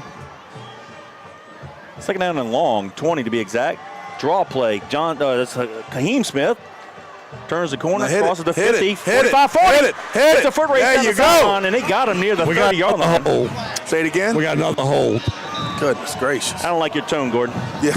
Neither do I. Trust me, he doesn't want to. Hey, Gordon, you keep your negativity over there, partner. I'm telling you, man. All right, I'll shut up. It's too much yellow laundry on the field right now. I'm messing with you, buddy. Where was it at? I don't see the flag. I see it I see it at the 45-yard line. God bless America. I'm telling you, man. And guess through it, the side judge. Yeah. Ask him his name. Seriously, Gordon. I've been asking everybody. Nobody knows. Yeah, don't ask him right now. That knucklehead might give us a penalty. Yeah. For asking his name? Hey. Maybe. These days, who knows? Come on now. That penalty moves it back to the 34-yard line. This dude hit. Now it's 2nd and 30. Hey, let's run a screen like they did. That's right. They just ran 2 seconds off the clock. Yeah, but you know It was 3:30. Now it's 3:28. Now it's back to the 35. They don't even know where the ball's at now. You know what? Just throw it deep. I'm joking. Shoot. But you know what? If you have one-on-one coverage, I wouldn't say do it on second down. Try to eat up a little bit here. Draw play will work. Could work. 2 tight split near side, 3:10 and counting. Second down and a mile, 29 to be exact. Draw play to Johnson. He gets it to the 40. A little different look on that draw, Kevin. So the penalties have killed us. Looked like we were moving the ball pretty good and going backwards. Oh, hey, Shea is also. You did stay at Holiday Inn Express. I do. Used to be one of our corporate sponsors. Bruno keeps it. Ooh, he got hit. We have to punt it. This is now be 4th down the mile. Looks like Brother Martin may call timeout. Let's see. Did they? They do. So with 2:15 to go in the ball game, timeout is charged to the Crusaders. But it's the Patriots 23 to Patriots 23, Crusaders 14. Would look like it'd be a promising drive. Man, those penalties set us back a little bit. After the defense had a great stand on 4th down.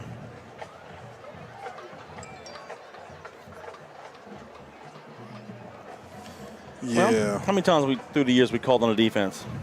A lot. Man, these officials, man, they've been kind of tough. I'm telling you, then somebody said, Danny, you got to follow that ref home. No, but here's the bottom line, though. I think I know who he is, and I think he went to Rummel, and I think he graduated in 1994, and I think he called our game before that we had a very, very tough time when he was officiating against Rummel, and it was obvious, and I'll just say it again tonight. It's obvious again tonight. I don't like it. Jake Sharp. I don't think he should ever be able to. I don't agree that he should ever be able to referee our games. You know, now, because I can tell you this, you and I call the broadcast pretty biased. I'd say if I was refereeing, I'd be doing the exact same thing. Too bad he's not the head referee. 88 opened the gate on him. That's right. All right, Alfonso to kick it. I believe it's West standing back at the 25 of Brother Martin. Here's the rush. Decent kick. Kind of off to the side. Go get him. Oof, it's close. Oh, did it hit him? Roll. Come on. And we're going to pick it up at the 34-yard line. So Brother Martin will take it over 1st and 10 at their own 34 with 2:03 to go in the ball game.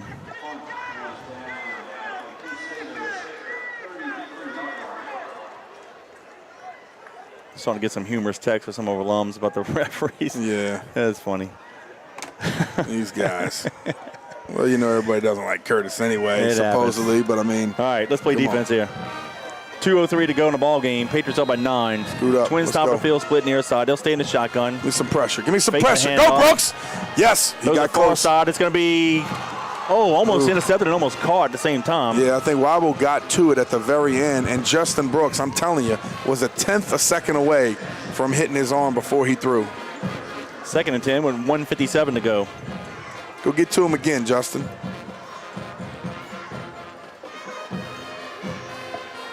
I tell you what, it looks like Anthony Smith is playing up on the line of scrimmage, the defensive end. Double twins. I don't see Ball Ackle. convict. Nice. Jarush, go get him. There we go. Nice job, Brooks. Barnes missed them. Brooks and who is that? Yeah, that was that was Anthony Smith. Anthony Smith got him. Good job. They have 1 timeout left. Clock is running, 1:40 to go. Put some guys in here that may be a little quick. You see, this is what I'll say about Ackle. No gain. Very good player, but after he had that rough injury last year, Yeah. he's not the same on his feet, but he knows what he's doing. I love him to death. But Anthony Smith, obviously a guy that can maybe run a Diaz little over the bit better. middle, caught. Get to There's him. their guy. And he got a few yards after the catch, gets into Patriot territory. Let's call it the 43-yard line. That's Leonardo. Got to keep an eye on him.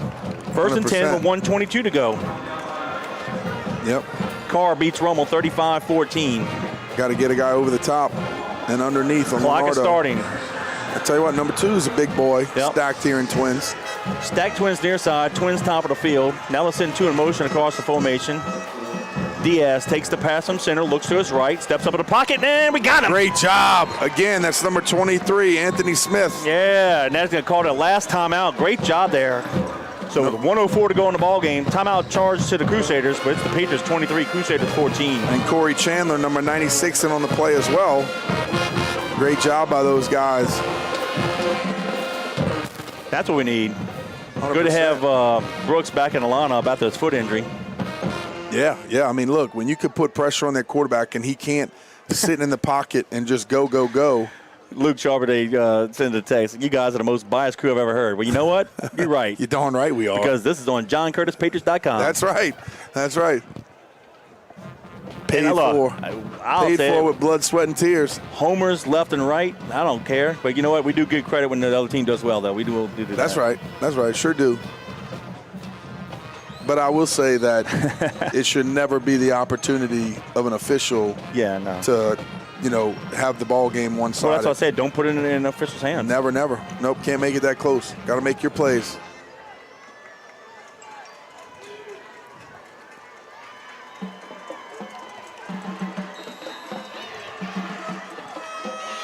All right, 1:04 to go. 2nd down and 14 from the 47. Diaz looks near side, throws it. It's going to be caught on the sideline, and we knock him out of bounds.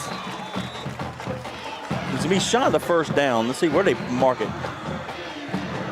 They have to get it to the 33. Said the 34, Yep. right? They got Yep. 13 on the play. 58 seconds to go. 3rd and 1. Boy, if we could sack them here, because they have no timeouts left. Huge. Come on, let's go get to him. Get going. Twins top of the field. Let's send the flank in motion near side. They give it Three-man to front. Lambert. Oh, Lambert gets the 1st down and more. Dragging Patriots to the 22-yard line. The clock will stop shortly to move the chains. 51 seconds to go. They're getting up and getting set quickly. And sometimes this is when you're trying to hurry up. This is when you can make a big play on defense. Diaz steps up, and he's going to be tackled. Good. Wrap up. Gain of 2. Looked like it was going to be a loss, but he was able to get 2 yards out the deal. 2nd down 8. 33 seconds and counting. He's going to try to spike it. And he does. Well, he double clutched and then spiked it. Yeah. That could have been a fumble. That's when you lay out and pick it, huh? So with 25 seconds to go, now it's going to be 3rd down and 9.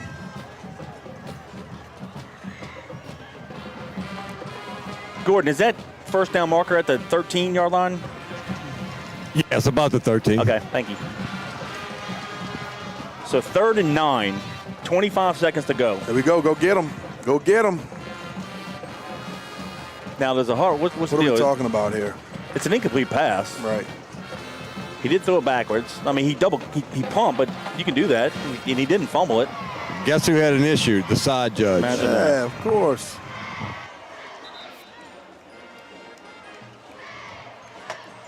Gordon, get in his ear a little bit Don't do that. after the game. Don't do that. I've been in his ear, trust me. Kevin. Acting like I was talking in the mic. Kevin's my good side. There we go. Diaz back to pass. Throws it towards the end zone. And it is incomplete. Oof. Leonardo had an opportunity to catch it, but he got hit. Was that Calio that hit him late? I think it was Jason Curtis coming across. Jason Curtis hit him. Okay, I saw the 2. I couldn't see if there was another number. So Jason Curtis hit him. So now it's going to be 4th and 9 with 19 seconds to go. One more play, defense.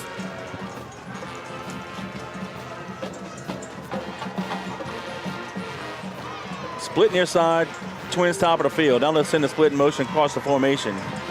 Diaz looks to his right, steps up in the pocket, throws it, heads Over it the out. top, we got it! Intercepted at the 3. That is that boy 24? Is Tyler that Hayes? Yeah, Hayes. that was him. That was him. Hayes saves the day with 13 seconds to go as we pick it off at the 3-yard line, and the Patriots will secure victory and just take a knee here. Good job. Good job. Yeah, the quarterback, Kevin, instead of, they ran the route kind of fat, and he threw him skinny up the field over his head, and Tyler was just kind of waiting there in his deep position right in the breadbasket. Did a good job of making the catch, securing it inbounds, and that's going to put the game away. Ball's at the 3-yard line. Just take a knee with 13 seconds. And now we have a winner-take-all district championship between the Carr Cougars and the Patriots. We'll talk about that in our postgame. Y'all stay with us in our postgame recap, and we'll set up next week's broadcast as well. And there's a snap, and that's it. They cannot stop it. So with this victory, the Patriots prevent the Crusaders from being the second team to ever beat the Patriots 3 consecutive times. As Salmon is the only school to do that, and that is it. The John Curtis Christian Patriots defeat the Brother Martin Crusaders 23-14. You guys stay with us, and we have our post-game wrap-up. Whew. Good game again. For that finish in action, Kevin, want to say thank you to Hot Rods Creole. Locally owned and family operated with generational recipes for your cooking ease and enjoyment. Check out their award-winning jambalaya, gumbo, and barbecue sauces. Don't forget the premium garlic butter seasonings, fish fry, and seafood mixes that they have, seafood boil mixes that they have. You can find their products at your local grocery stores or online at www.hotrodscreole.com. Hot Rods Creole, the only way to Creole. Well, we hope you guys enjoyed this entertaining ball game. The Patriots got on the board first in the first quarter with 4 minutes to go in the quarter. Johnson had a 7-yard touchdown run. Alfonso added a PAT, and that put the Patriots up 7-0. That capped off an 8-play drive, going 53 yards of distance, burning 2:56 off the clock, and that's how the first quarter ended. With 8:33 to go in the half, the Patriots extended their lead. Bruno had a 1-yard touchdown run. Alfonso's PAT was no good. That capped off a 12-play drive, 87 yards in distance, 5:56 off the clock, and that put the Patriots up 13-0. Brother Martin answered with 5:03 to go in the half. Lambert had a 2-yard touchdown run. They added a PAT, and that made the score 13-7, and that's how the half ended. But Brother Martin wasn't done. The opening kickoff of the second half, Tatum takes it 85 yards to the house. The Crusaders add the PAT, and they took their only lead of the ballgame, 14-13, but the Patriots answered on the ensuing drive, going 11 plays, 78 yards in distance, 5:23 off the clock. Pratt with a 3-yard touchdown run. Alfonso made the PAT, and that put the Patriots up 20-14. Patriots, and that's how the third quarter ended. And then they only scored in the fourth quarter with 9:50 to go in the ball game. Alfonso added a 24-yard field goal, making the score 23-14, and that's how it ended. Patriots had some opportunities, self-inflicted wounds as far as penalties. Well, they were legit or not, we don't know. But, hey, the defense came in, made a big play, secured the victory. And the Patriots now improved to 5-0 in district play, 8-1 overall. Coach JT is now 6'11", 76 in 6. He's 10 away from tying, 11 away from taking the lead. But your overall thoughts on tonight's ball game? Well, I thought it was another hard-fought battle. You know, you're never going to have easy ones here in this league, but, you know, they did a good job of just persevering throughout 4 quarters of play. They played us physical. We played hard and got the job done. I'm very proud of the defense at the end for getting the job done, just continuing to play hard and get the turnover there at the very end to secure the ball game. It was a tougher one than I would have imagined coming in, but, like we've said, you never look past the team. And Brother Martin played us tough. But I think the most important thing is, Kevin, we finished with a W, and that's what you got to do each and every week. Hard-fought ball game. You know what? It doesn't matter if you win by 50 or if you win by 1 point. You secure the W. You did your job. Let's continue to move forward, get these guys healthy, rock and roll, and ready to go for next week. Well, let's set that up. A lot of people have basically crowned Carr as the state champion. I mean, they got 3 losses only because they had to forfeit the first 3 games. They are a loaded ball club. Samuel's their quarterback. He's a 3-year starter, knows their offense like the back of the hands. But you know what, folks? The Patriots have been playing Carr more than anybody else in the Catholic League. Now, last year we got skunked by them pretty good. That was the first game after the hurricane. They just had better athletes. We didn't play well in the first half. We played better in the second half against them. The year before, the COVID year, we had a game against them, lost it in the last minute on a special team blunder, and they had some great athletes. Still have great skilled athletes. They've only beaten us 3 times in school history. It's a 10-3 record all times. We're not afraid of Carr. Do we respect them? Absolutely. Coach Brown has done a great job with those guys. They are tremendous. But with all the local media, and I get it, they're the sexy team in the league. Don't count the Patriots out. I'm thinking the Patriots are going to win next week. I really believe it. You got to go into the ball game expecting to win because of the work that you put in, not because you think you match up better, you're better athletes, because you're coached better. And you understand the work that you put in, you got to believe it. Johnny always used to say, you still believe it. You got to believe. So continue to push. Have a very hard week of practice and get ready to go next Friday night because it's going to be a good one. And if you're listening to us here, please show up in support of the Patriots. It's a beautiful stadium, awesome place to play. I'm looking forward to it, Kevin. I'm more excited about this one than I have been in about another game in a long time. So please show up in support for the Patriots. It's going to be an exciting one, I can promise you that. Yeah, but look, no matter what happens, tonight and even next week, we may play Brother Martin again in the playoffs. Right. We may play Carr again in the playoffs. So, no trophies were handed, tonight, though a championship will be won next week. No trophy still gets handed out next week. But what a good game, though. The Patriots, and credit Brother Martin. They played really well tonight as well. So any final thoughts before we sign off? Nope, just glad we came out. Like I said, persevered in the end. Defense came up big. Offense did what they needed to do.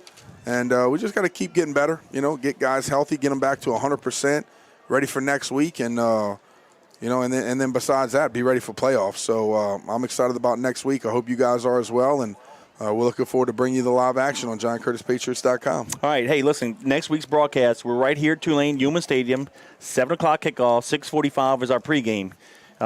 Be here.